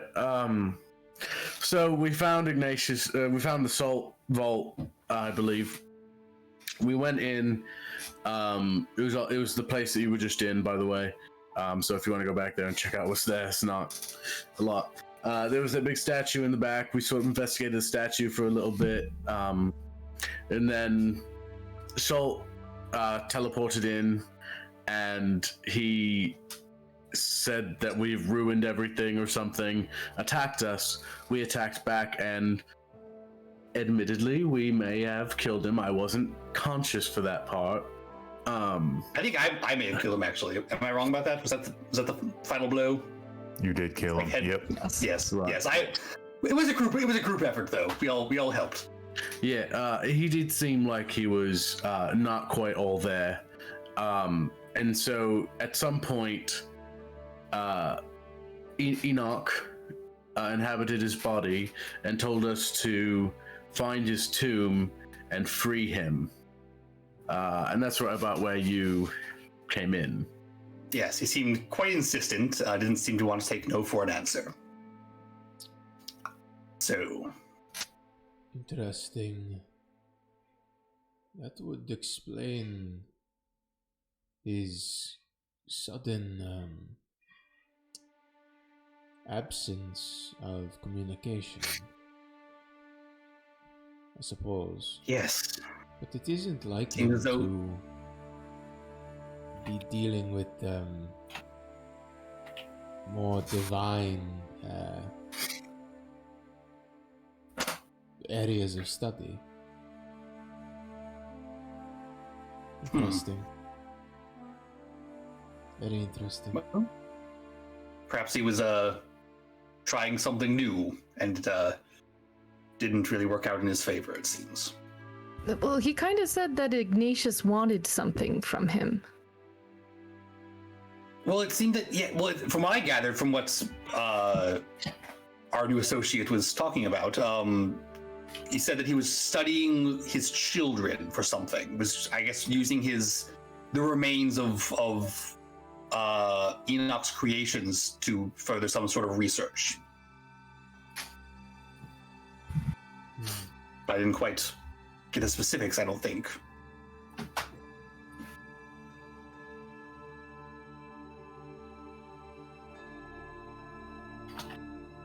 So, Well. sorry if you had stated this before. I'm trying to piece things together. So, what exactly happened? You arrived there, you discovered these things, and then what? He attacked us. He appeared. I'm not. He said something about how we had ruined everything, as I recall. And we were kind of forced to defend ourselves. I believe Teresa tried to reason with him, and it didn't seem to Yeah, want to listen to her. multiple times. Then after we Yeah, dealt with him, I think he figured out that we woke him up. I think he sensed that Enoch was woken up and probably rightfully blamed us. Yeah. yes, and then Enoch seemed to think that us waking him up somehow entitled him to order us to free him, and he didn't seem to want to. Once we felt that, we thought it would behoove us to get out of there as soon as possible. Kata, do you know anything about this Enoch? Is that right? I mean, the stories say that he is a demos god. So that would suggest that at some point, during the Age of Eternity, he was some sort of mortal. Elevated to a position of sorry, it's hard. This is difficult for me to follow. How exactly did you awaken this Enoch? I I don't mean, know. Kaz, didn't you say something about that you've spoken to this being before, maybe? I did. I was actually wrong. The ring was not for Enoch. It was a different god. Oh, well, I don't know then. But he seemed to think that we awoken him by entering his realm or something like that. Yeah, I don't know. I wasn't by the statue at all. Perhaps by not having some sort of like shielding presence thing when we entered the salt vault, as it were.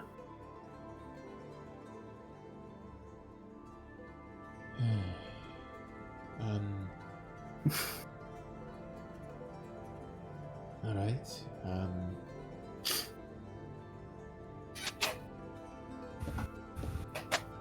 Sorry. Enoch. Yes. The first murderer. No. No. No. That's not right. Side. Enoch is a demos god, as I said. The stories go that when he was ascended, he twisted the immortal races that other gods took their time in crafting, corrupted them, and they birthed what we now call gnolls or gnollfolk, dogmen.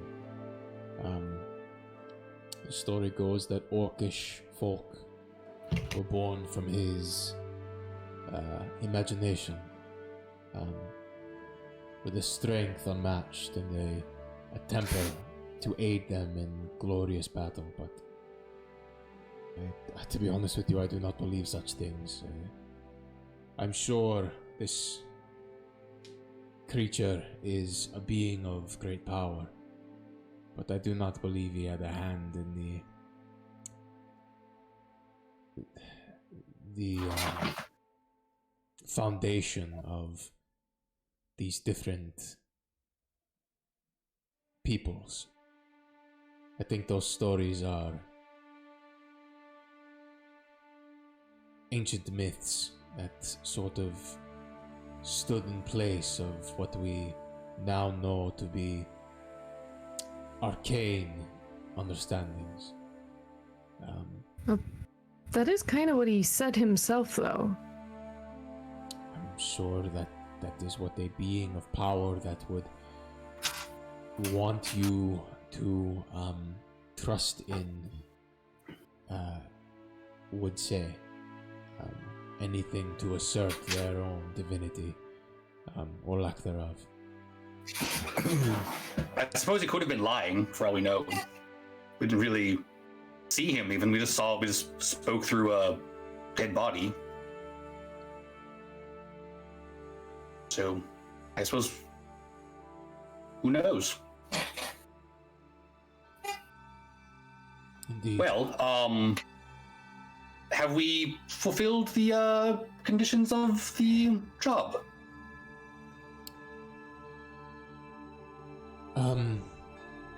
Well, yeah, yes, I suppose so. You did as much as you could, and this is the information that you brought me and what you could do. So, it seems as though I must be in fulfillment of my part of the bargain. Yes, I'm so sorry about your colleague. I imagine it must be quite difficult. It's all right. Our line of research and our trade is a dangerous one, so nothing that he didn't already know. Come. We will return to my tower and we will discuss what I can do for you. And she sort of begins to quicken her pace a little bit, and her shoulders seem to drop a little, and she tucks her chin a bit, and sort of breaks eye contact from the rest of you as she continues down the path, down the road towards her tower. I'll follow. Is she walking normally? I mean, she's walking a little faster than a normal pace, but like, Okay. Give me an insight check. Ooh. That's a 7. 7. I mean, she's not hiding it too well. She seems to be kind of sulking a little bit.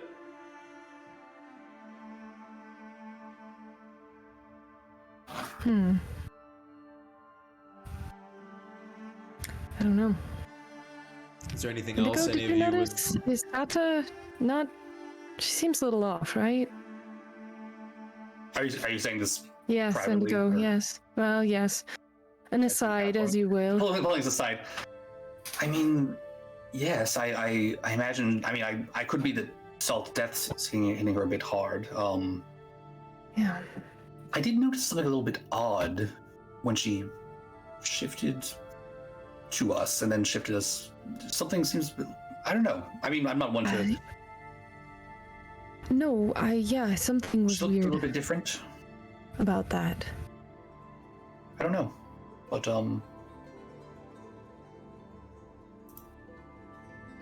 Huh? well, I don't want you to pry into her personal life. I mean, she could. It's possible she doesn't normally look the way that she does to us, but I mean, she could have her reasons for that. Yeah, probably best not to pry. Yeah, I mean, it's none of our business. Is there anything else that any of you would like to do or say before you arrive at the tower? I'll just kind of I mean, I'll try to make some sort of just casual kind of small talk with Kata, just being like, "How are you holding up? Is sort of just kind of expressing care for her, having lost what I assume is a friend or at least someone that she knew." Okay. Go ahead and give me a persuasion check.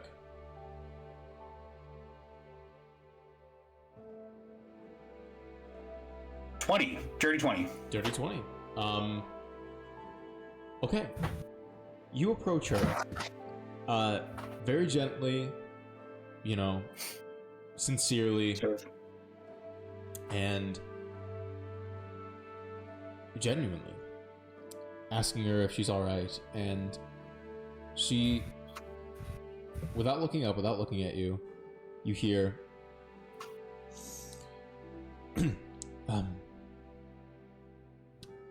I'm all right, Indigo, thank you. I'm tired. Once we get back to the tower, if we could make the conversation brief, and then I need to rest. Yes, yes, totally understand. But thank you. Your words mean a lot to me. Thank you. Of course, yes. I'll just kind of give her some space as we travel back. Sure. All right. Anything else, or shall we return to the tower? And seems like we're pretty good there. With that, then I think we'll take our break there. Should be a nice little spot to return to after about 10 or so minutes. So thank you guys very much. We're going to be here for the rest of the session. I'm going to try to keep the music playing without you guys being able to hear us as we move to our be right back screen. But we will be right back. We're just going to be about 10 minutes. So go ahead and grab yourself a drink, a snack, use the restroom, do whatever you can. And then we'll be right back with the rest of episode 42 of The Great Meridian Crown. So, see you soon. Did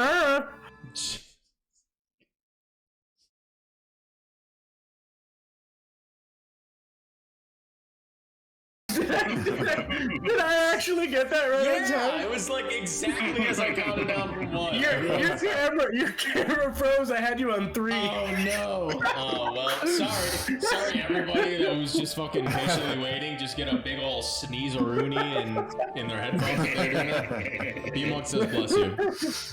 Thanks, B-Monk. Fucking hell, that was funny. All right, you should be able to hear the music now. I don't know why. Scared the fuck out of me. I feel that, Miko. I don't know why the music wasn't working. I don't know why the music wasn't working during the break. Sorry about that. It was working on the starting soon screen, so I don't know what happened there. But anyways, welcome back. This is still episode 42 of The Great Meridian Crown. The gang has just returned from a very minor and deadly stay in the Underdark. And now they are returning back to Kata's Tower on the outskirts of 4 Point Cross, the hometown of Tuisa, in the what seems to be the middle of the night, probably sometime around 1 in the morning. Stars in the sky, moon out full, and you all approach the direct, for I guess like a better term, front yard of Kata's Tower, and Kata opens the large iron-bound wooden door to her tower and says, "Come, let us parley for a moment. And then, I do not know about you all. Pardon my my paltry common tongue, but it seems like you're all a bit fucked up. Could use some rest as well. You're more than welcome to stay. Quite accurate, yes. Yes, you're more than welcome to stay in the tower. We can go over our deal and then head to our separate chambers. I have a couple guest rooms in between mine at the top and the foyer and my laboratory, so you're more than welcome to stay here. So, just come on in, I suppose.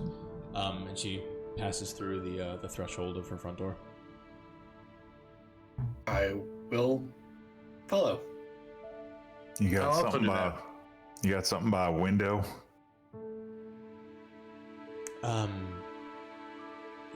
Yes, I think the room on the third floor actually has it is enchanted so that you can essentially I use it mostly as a observatory, but it is enchanted so that you could see outwards into the land around you, but it still looks like, you know, brick on the outside. I'm gonna head there and make an exception. Right.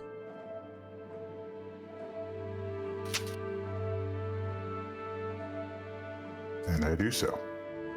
Oh, okay. Yep. Could use rest. Yeah. Do you all have a preference? I mean, we could, if you all prefer resting I don't now, care. we could speak about this on the morrow if you want. But I think we could all use a bit of rest. Yes. So we all. What time of day is it right now? It's like the middle of the night, like 1 a.m. Oh, yes. Why don't we say we get to business in the morning? all right. All right. I will head up to my chambers. Kill. Like I said, the third floor should suffice for you. The second and the fourth floors are also a couple different chambers. Any of you are more than welcome to sleep here in the foyer. There's a she points out a rather nice, like, sort of simple couch. She says there is a switch just under the bottom lip of the couch over there. It will sort of eject out a further part of it that sort of converts into a bed. So I apologize, I do not have any further guest chambers, but you know, it's better than. This should be more than enough. Thank you so much. You're quite hospitable. Thank you. It's all right. All right. Well, good evening then. I will see you in the morning. And she ascends her spiral staircase all the way up. Sleep well. Anyone have any preference? I'm going to take the couch if anyone doesn't object to that. I'll take a room. All right, if you have the couch, I'll take the whatever room she doesn't take. Very good. Well, see you all in the morning then. Good night. And I head on up. I think I just go to the 4th floor. Sure. Give me the high one. I'll take whatever open. Okay. And then Kill goes to the 3rd floor. Okay, cool. Mm-hmm. Then we'll say Nice and separate. yes. We'll say for the sake of brevity, then it will be Kaz, Kill, Indigo, Duisa, in order of stories. Is there anything? Should we mark a long rest now, or no? Yeah, you can do that. Is there anything that any of you want to do before you set to bed, or we can just want to just jump right to the morning? I'm just going to bed. Yeah, I might change my attunement slots, but otherwise, no. Okay. Can I attune to that spellbook?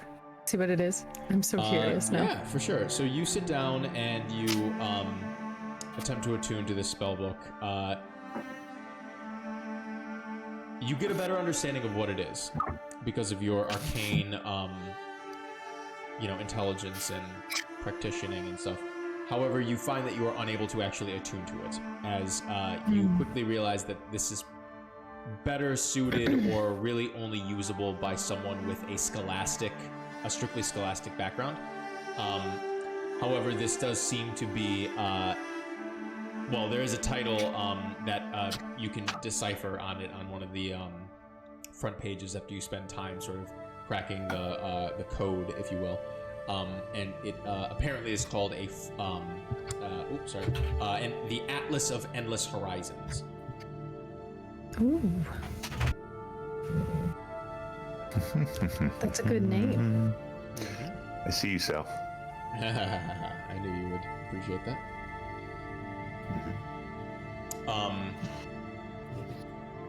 But yes, unfortunately, it is only attunable by a wizard. Okay. Anything else that any of you would like to do before you turn in for the evening? Okay. I'm out. Give me a nap, dude. For real. Each of you lay your heads down and rest for the evening.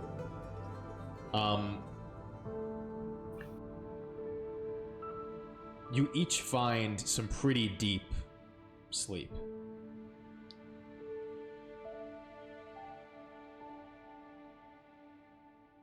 You are fatigued and sore beyond belief after just a harrowing experience in a foreign land under the watch of a deeply pervasive gaze.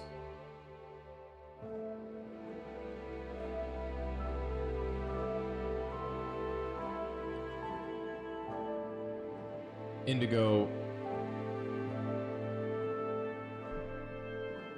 as you drift off into this sleep,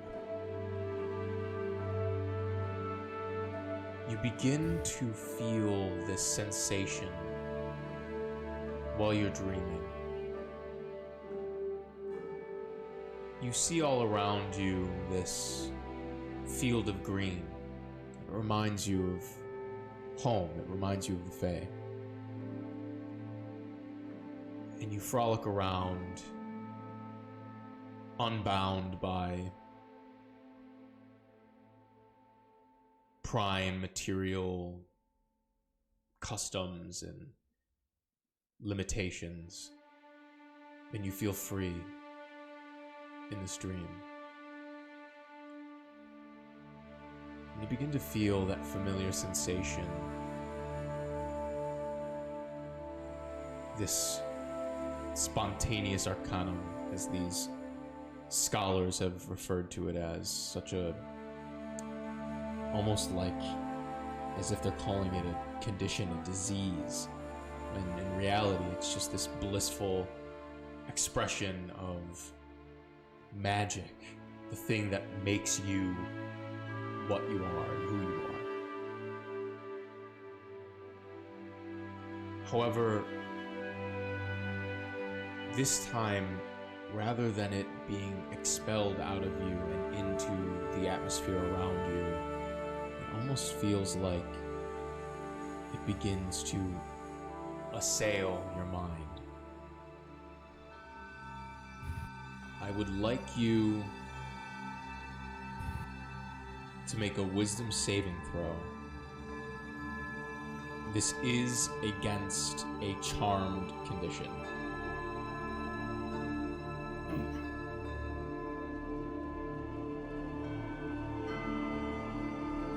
Thirteen.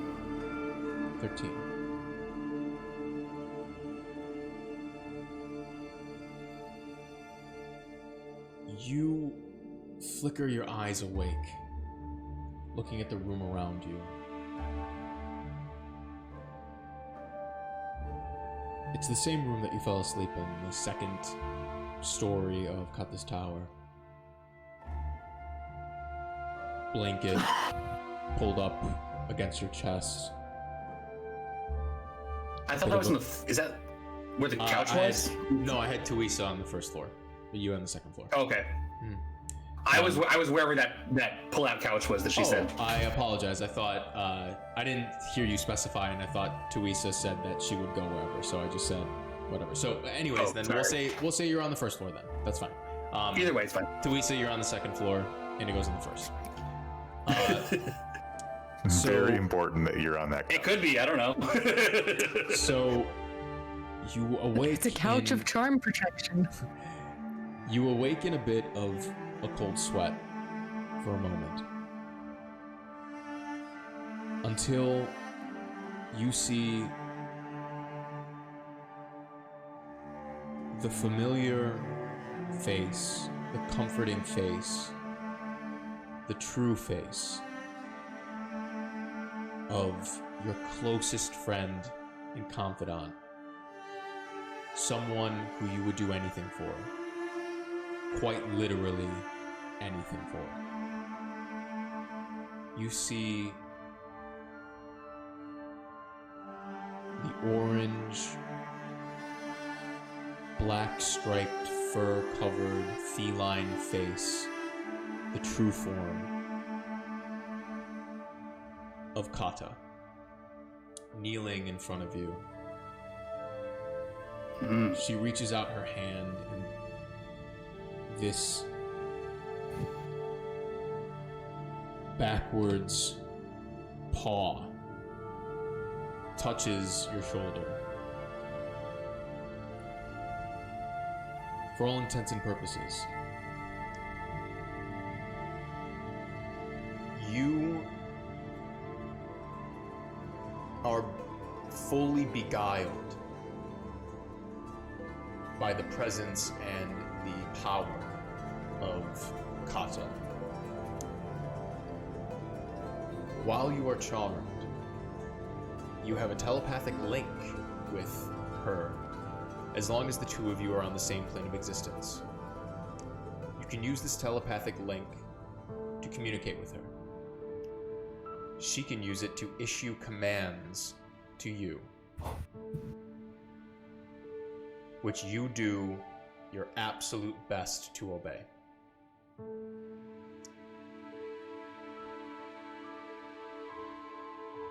There are some limitations, just to give you this idea.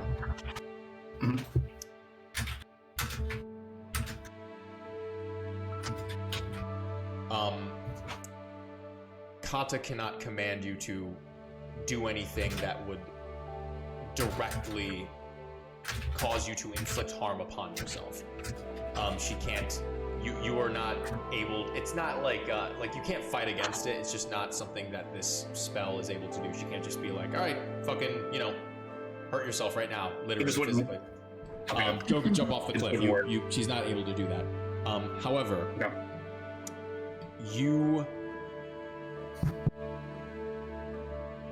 any action or turn or whatever, she is in full control over. What do you mean, any action or turn? She can use her action to take total and precise control of over you. Oh, okay. Until So if she, go for it. Sorry. What's your question? It's okay. so I mean, does that override? Could she take an action to make me hurt myself, or is that not how it works? That's the only thing she can't do. She can Okay. control you entirely, other than she can't make you like commit seppuku. You know what I mean? Or like jump you Okay. off a cliff. It's the only thing she So can do. it's- She can do anything else. Okay, but she can take direct control if she chooses. If she chooses to, yes. She Okay. essentially, other than that, will be able to command you to do things, and you will go about doing them in your own way, unless she Okay. specifically just fully puppeteers you. Okay. I assume. I mean, is there anything currently preventing me from, or is there anything? Do I feel the need to keep this a secret, or I guess is that? You don't feel anything. You don't feel anything right now. She is your closest confidant. This is Okay. you do not, for all intents and purposes, Indigo doesn't really know that he's charmed. I'm just explaining this to you Okay. so you as the player understand, what's So going be like, on. hey, weird thing happened last night. Yeah, like, yeah, okay, yeah. I gotcha. Exactly. Okay. She looks at you and she says, Indigo, I need your help. Oh, of course, anything. What can I do for you? You understand me more so than those others do. And for that, I will look past what you did to my beloved. But your punishment will be to rectify what you have done. And she grabs Of your course, hand. yes. What can I do? She opens her palm and she puts an ornate, a beautiful, razor sharp dagger in your hands and folds your fingers around it and says, Go up to each room, and I want you to put the bared souls to rest. Do it swiftly, do it surely. When you have succeeded, Does that... Sorry. when you have succeeded, meet me in the courtyard. I will be waiting. and she stands up. Okay. Based on how she worded that, do I feel the need to do this as efficiently as possible?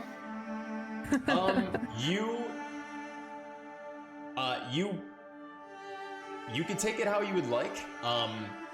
It's pretty obvious she probably wants you to use the dagger that she gave you. Okay. But you know, Okay. like That was the main thing. It's like, it seems very I'm not very good obvious. with this, but all right. No, it's like, fine. It seems okay. very obvious that she wants you to use the dagger. Okay. Yeah, use the dagger to tuck us in because she wanted you to put us to rest. Exactly, like put the rest. So stab the end of the blanket and then drag it up.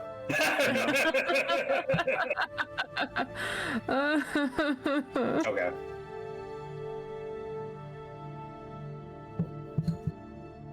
Okay. I will. Okay, and I will. Well, once she says that, then I will start making my way up to, I guess, Tuisa's room first. Tuisa is first, yes. You walk up to her as she's sleeping. Go ahead and just give me Go a ahead. go ahead and just give me a stealth check. Yeah, that's what I was thinking. You'll Jesus Christ, nat 20. nat 20. All right. At least I got it on that, not the attack roll. Yeah. Well, you'll have advantage on the attack roll because she is unconscious. So you approach Tuisa as she is sleeping in the first room of Kata's tower. She fell asleep sort of holding that tome that she always keeps near her. Curled up, glasses off to the side.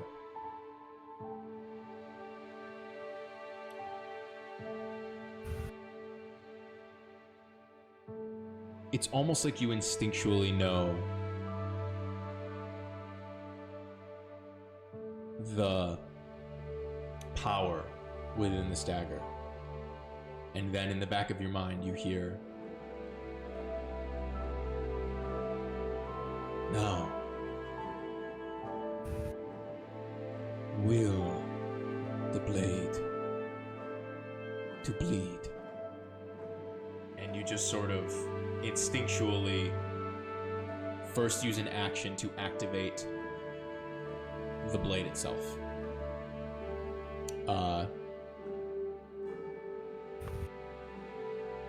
And little bits of green ichor sort of seep out of the blade. You approach the bedside without making a sound. I would like you to make an attack roll with advantage. Right. If I roll my unarmed strike, will that be the right attack roll number? You can, so you're gonna roll, and then you're gonna add your, I believe sorcerers have proficiency with daggers, because it's a fucking dagger. I think most things have proficiency with simple weapons. Yeah, that's that. Yeah. Yes, so you're gonna roll a Yeah, I d20, you're gonna add your dexterity modifier and your proficiency modifier. Okay. Oh, I see. Okay, so I'll be +4. Okay. So, and then you're gonna Okay. do it at advantage. All right.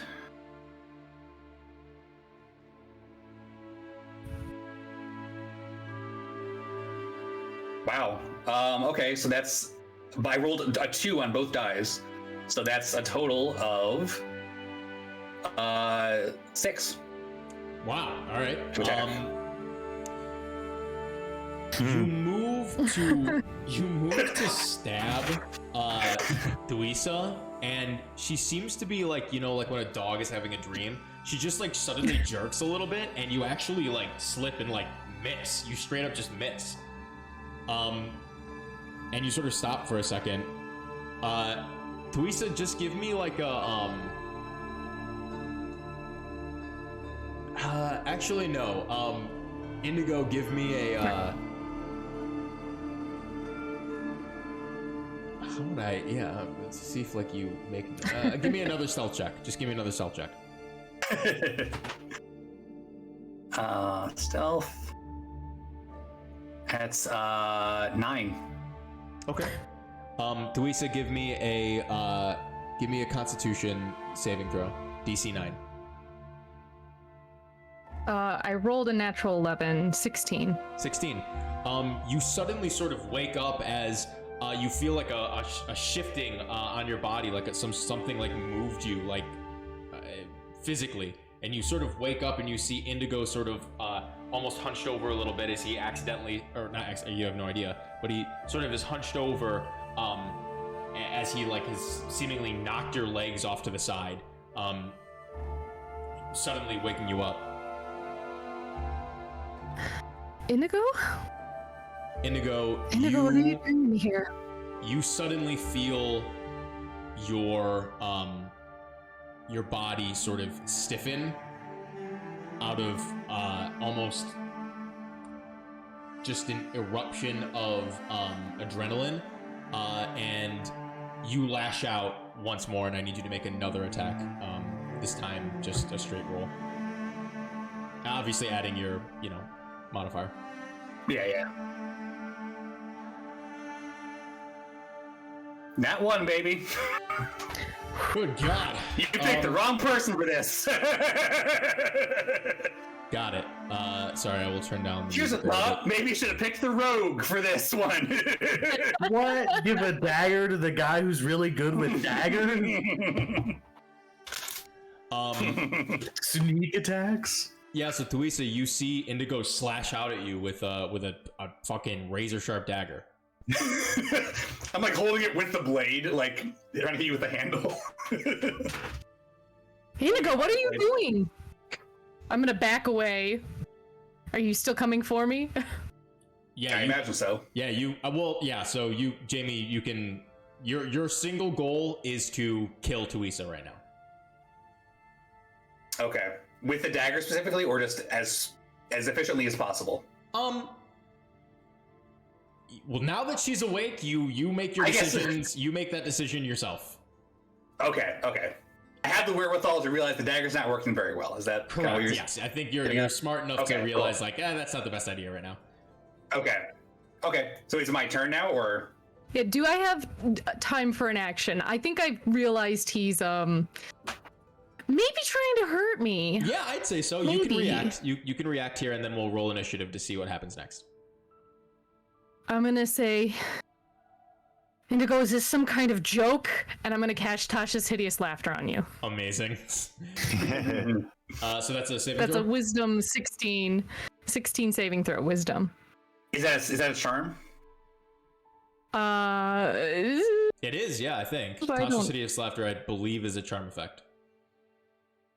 I don't know how to tell, so. Sure. I think it would say in the Enchantment. Wait, is it it? says it's enchantment. In the description, that's- in the description of the spell, it would say something like "is charmed for the duration," and then explains what happens in this charm. Yeah. Does it inflict these charmed status effect on me? No, you just fall prone and are incapacitated. Oh, okay. If it doesn't say the charm condition, then it is not. No. Okay.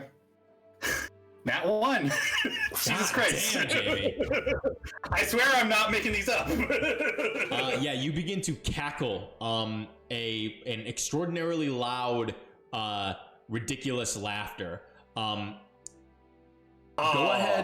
ahead and give me a fucking stealth check with disadvantage. Okay.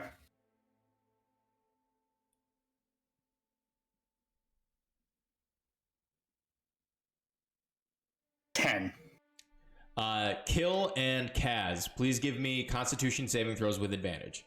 DC 10.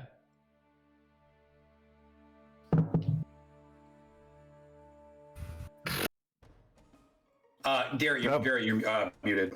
10. Amazing. 2 6s. I rolled a 3 both times. Kaz, you're just fucking sleeping like a baby, man. I got fucked up, dude. I am tired. Kill, you are immediately awoken from a sound beneath you of just like cackling laughter, sounding like it's coming from Indigo. Yeah, I guess I'll go see what all the Fuss is comedy's about. Alright. Okay. I would like Thuisa, Indigo, and Kill to roll initiative for me.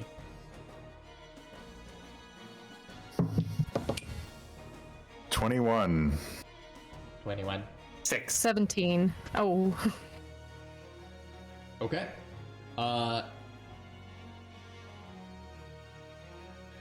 Kill, you begin to make your way down stairs. You get there, like in your one round. Now, Sal, we would not have had a long rest.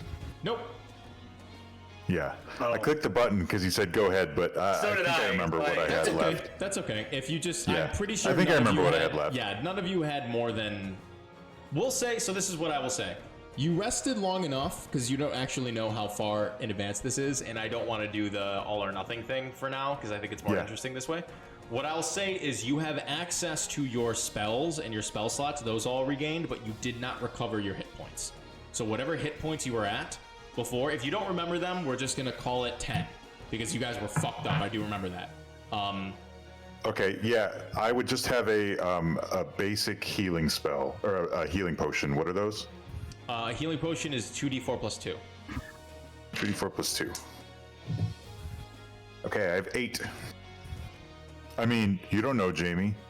You don't know what I have. Wouldn't I you know. like to know? I think I had at least 20, but I'm fine with going with 10 if that's If what you you want to had go with. at least 20 and you really, I trust you. If that's what you want. I feel confident saying 20 if everyone's okay with that. That's fine. I'm fine with that. Okay. I didn't sleep yet, so I had 15. There you go. That's what I had. That's what I And still then, sorry, have. Hannah, what did you get for initiative? 17. 17. Got it. Okay, cool. Yeah, Kill, you arrive on the scene, and Indigo is like... actually, he's bent over, holding a dagger, laughing maniacally. And... Yes. Thuisa is sort of backed up in the corner with her hands up, just sort of like in a defensive position. Come on, people are trying to fucking sleep. Kill, he's got a knife. He tried to hit me with it. Slash me? Knife me? I don't know. I'm gonna pull my Trying blade to out. hit me with the and be handle of the knife? I don't think he knows how to use it very well. I've never seen him like pull it. a dagger before. Like he challenged It's like, what are you you like? to a I'm gonna stab you with it. like he challenged you to a fight or something. If the fight was against me in my sleep, yes. Oh, okay. Well, I mean that's not cool. Yeah, I'm just gonna slowly be moving my way out of the room. Yeah. Okay. If you can talk to him, You want me to talk to him or you want me to knock him out? I'll leave it to you to decide, and I'm gonna scoot out of the room if I can. Okay. I'll walk up to the Indigo and be like, buddy, can you shut the fuck up for a minute? And he is, Anyway, so- he is uncontrollably laughing. Yeah. On your... I just keep- so Thuisa is going to use her turn to leave, I guess. No, she backs away. Okay. Indigo, on your turn, I believe you make it's another saving throw at the top or bottom of your turn against Tasha's Hideous Laughter. Turn. Is that true? End of your turn, I believe. Okay, so go ahead and make another saving okay. throw. This is wisdom. This is wisdom, yeah, Hannah? Yes, wisdom 16 at the end of your turn. There you go. And whenever you Yeah, take 4. damage. I got a 4. Holy So fuck, you're still. man.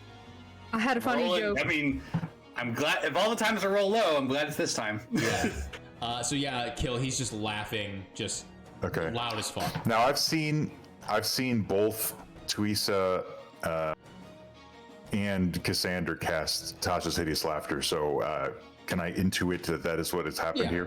Especially with that your passive intuition, yes. Yeah, okay. But in this state, there's nothing that I could figure, like, okay. I think I'm trying to decide whether Indigo trying to stab Tuisa in her sleep I would assume that he's under some magical effect. It's definitely out of character, I think. I would agree with that. Yeah, I think so. I think I'm gonna make that assumption, and I'm gonna cast Dispel Magic, and I'm going to try to. Obviously, I believe this is Tasha's Hideous Laughter. I'm gonna see if I can find another magical effect afflicting him with that spell. Okay. Can you read Dispel Magic to me? Yes, I can. Choose one creature, object, or magical effect within range. Any spell of 3rd level or lower on the target ends. For each spell of 4th level or higher on the target, make an ability check using the spellcaster ability. DC equals 10 plus the spell's level. On a successful check, the spell ends. Okay. You loose the Dispel Magic, and the Tasha's Hideous Laughter immediately ends. So Indigo, you regain sort of control over your belly laughter, and you're no longer affected by that. Kill, I would like you to just go ahead and give me that check, that spellcasting check.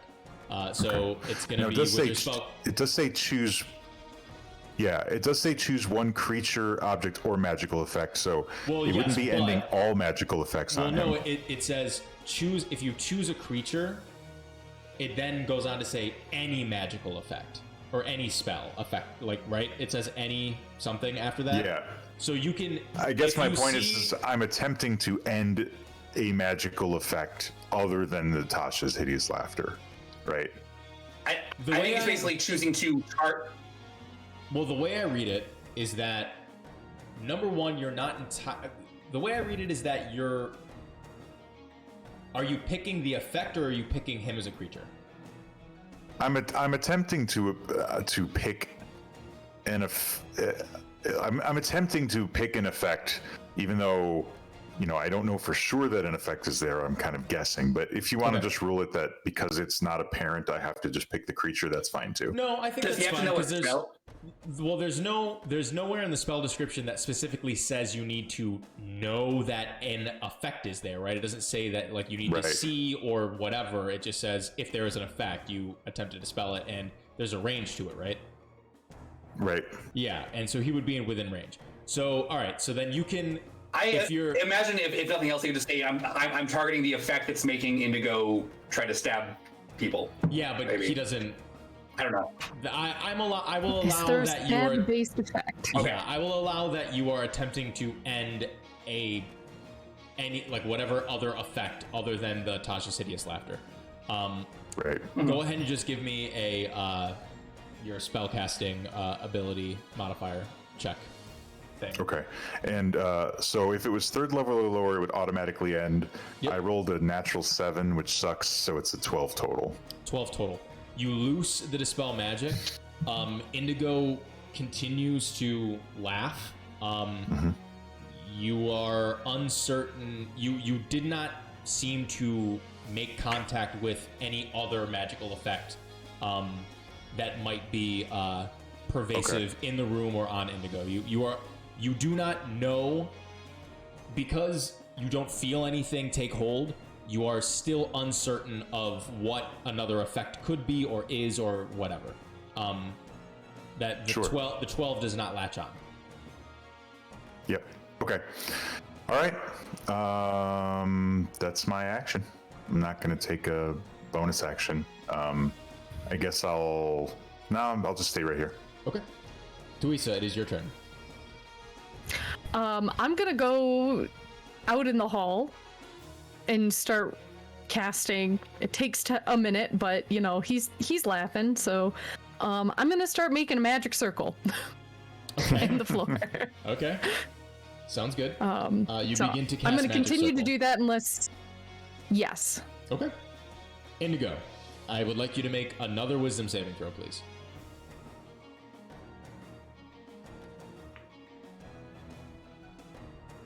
Ten. I believe that's another failure. You continue to laugh. Kill, it's your turn. Well, buddy, I don't know what's going on, but I guess I'm gonna have to knock you out. And yeah, I'm just gonna try to smash him with my flail. Okay, go ahead and give him a hit. Okay. Here we go. Is this at advantage because he's incapacitated? He's prone. Yeah, well, Oh, he's prone yeah, anyway, he's prone so yeah, anyway, so okay. yeah, this is an advantage. Okay. All right, that's 16. 16 hits, I believe. Am I able to use the shield effect on my tunic while I'm laughing, or no? That's that'd be a reaction. You're incapacitated, so you're not able to take reactions. Yeah. Okay. Yeah. And yeah, you said 16, then yes, that will hit. Okay. All right. Yeah, let's see which let's roll this. flail head you hit him with. The fourth one. Oh, there's the null head. Aw, sad. I know, so sad. Okay, so I roll. That's 9 damage. Okay, I need you to make another wisdom saving throw, please. Okay. Going non-lethal with that flail is kind of insane, but you do, you do. I got an 8. Okay, you are still laughing uncontrollably. I'm not going knocked out non-lethal. either. You smack him with the flail, and you just smacks him across the face. He's bleeding a little bit and just turns and is just continuing to laugh. I just go, you're a crazy motherfucker, dude. You only have a single attack a turn. Yeah. Okay. Then make another wisdom saving throw, Indigo, as this is at your turn. Another now. wisdom. Okay. Yeah. Didn't he just make one? Well, the first one was because you No, were that was- That was for damage. Ah, you made it. Yeah, this time I got 19. Okay. 19. Yeah. Okay. You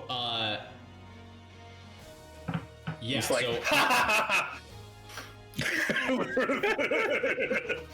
However, at the end of your turn, it also you said 19.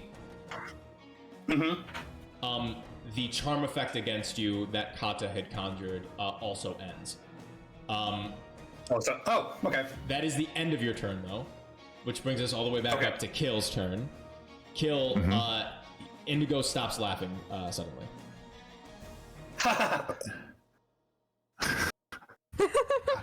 He looks confused, right? Yes, he does look very confused and very much so in pain. Yeah, my flail's like reared back, and I'm just like, you finished with your fit there? Do I remember what happened? Yes. Kata did something to me. I'm listening. Come on, I help him up. Salt was her lover, I think, and she's not happy that we killed him. Do you know where she went? Last I saw, she was in the foyer. Tuisa, Okay. as you're casting Magic Circle, this is in the foyer. Yeah, Yeah, like technically. outside the room, I guess, Yeah, you would have wherever had there's to space. you would have had to have gone down the stairs down to the next level, which is the foyer. As you're casting Magic Circle, the front door to the tower opens, and Kaz walks through the threshold of the door with just fucking like burnt like everywhere, like on his skin. Just like you could see like these gash marks in his face and like on his body. He walks in. Doisa, she's out there. And he shuts the door behind him. We've gotta fucking do something. Come here. And he rushes up to you.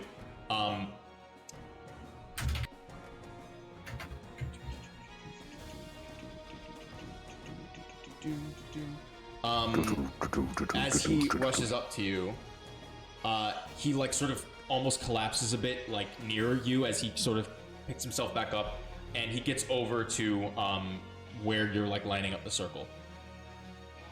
Yeah. You continue to do the circle. I'll usher him into the circle. And he just sort of like kind of sits and crouches down, holding his like bleeding, burnt body. Indigo and Kill, you guys are heading downstairs. Have you seen Kaz? Is he up? No, I haven't seen Kaz.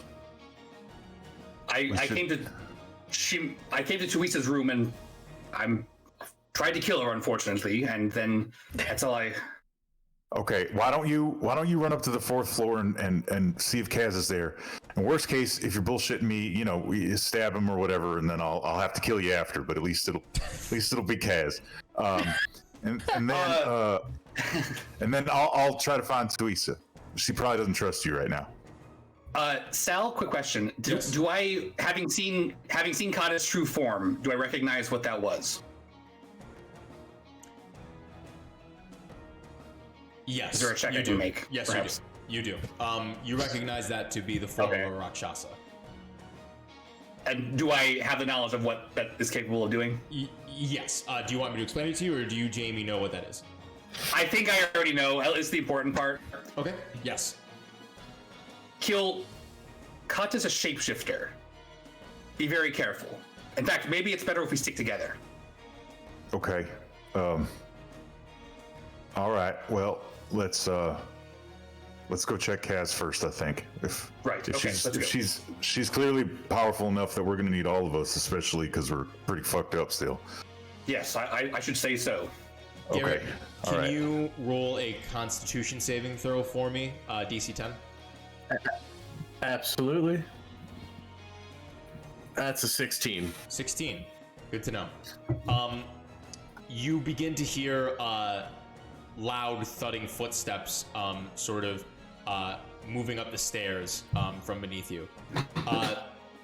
Thuisa, as you are sort of beginning to almost finish the magic circle, you feel a sudden, sharp, and intense pain in your abdomen as Kaz's hand from beneath you, where he's sort of sitting down, with lightning speed, reaches up and just punctures through your abdomen.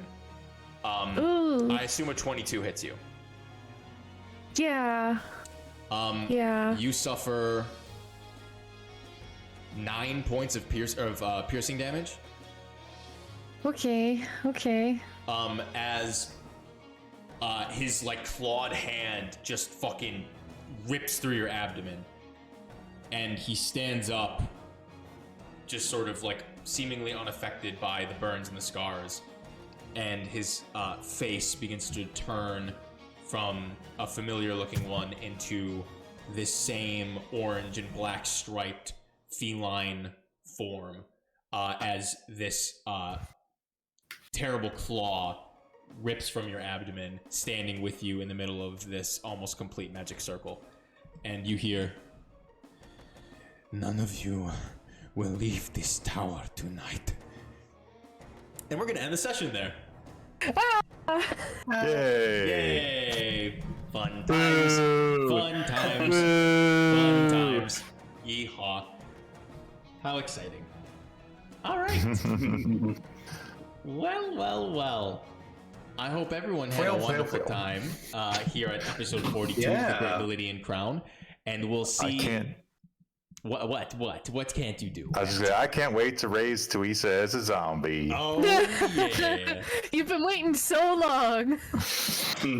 Brutal. That's how I want the campaign to end. Me just raising the three of you and.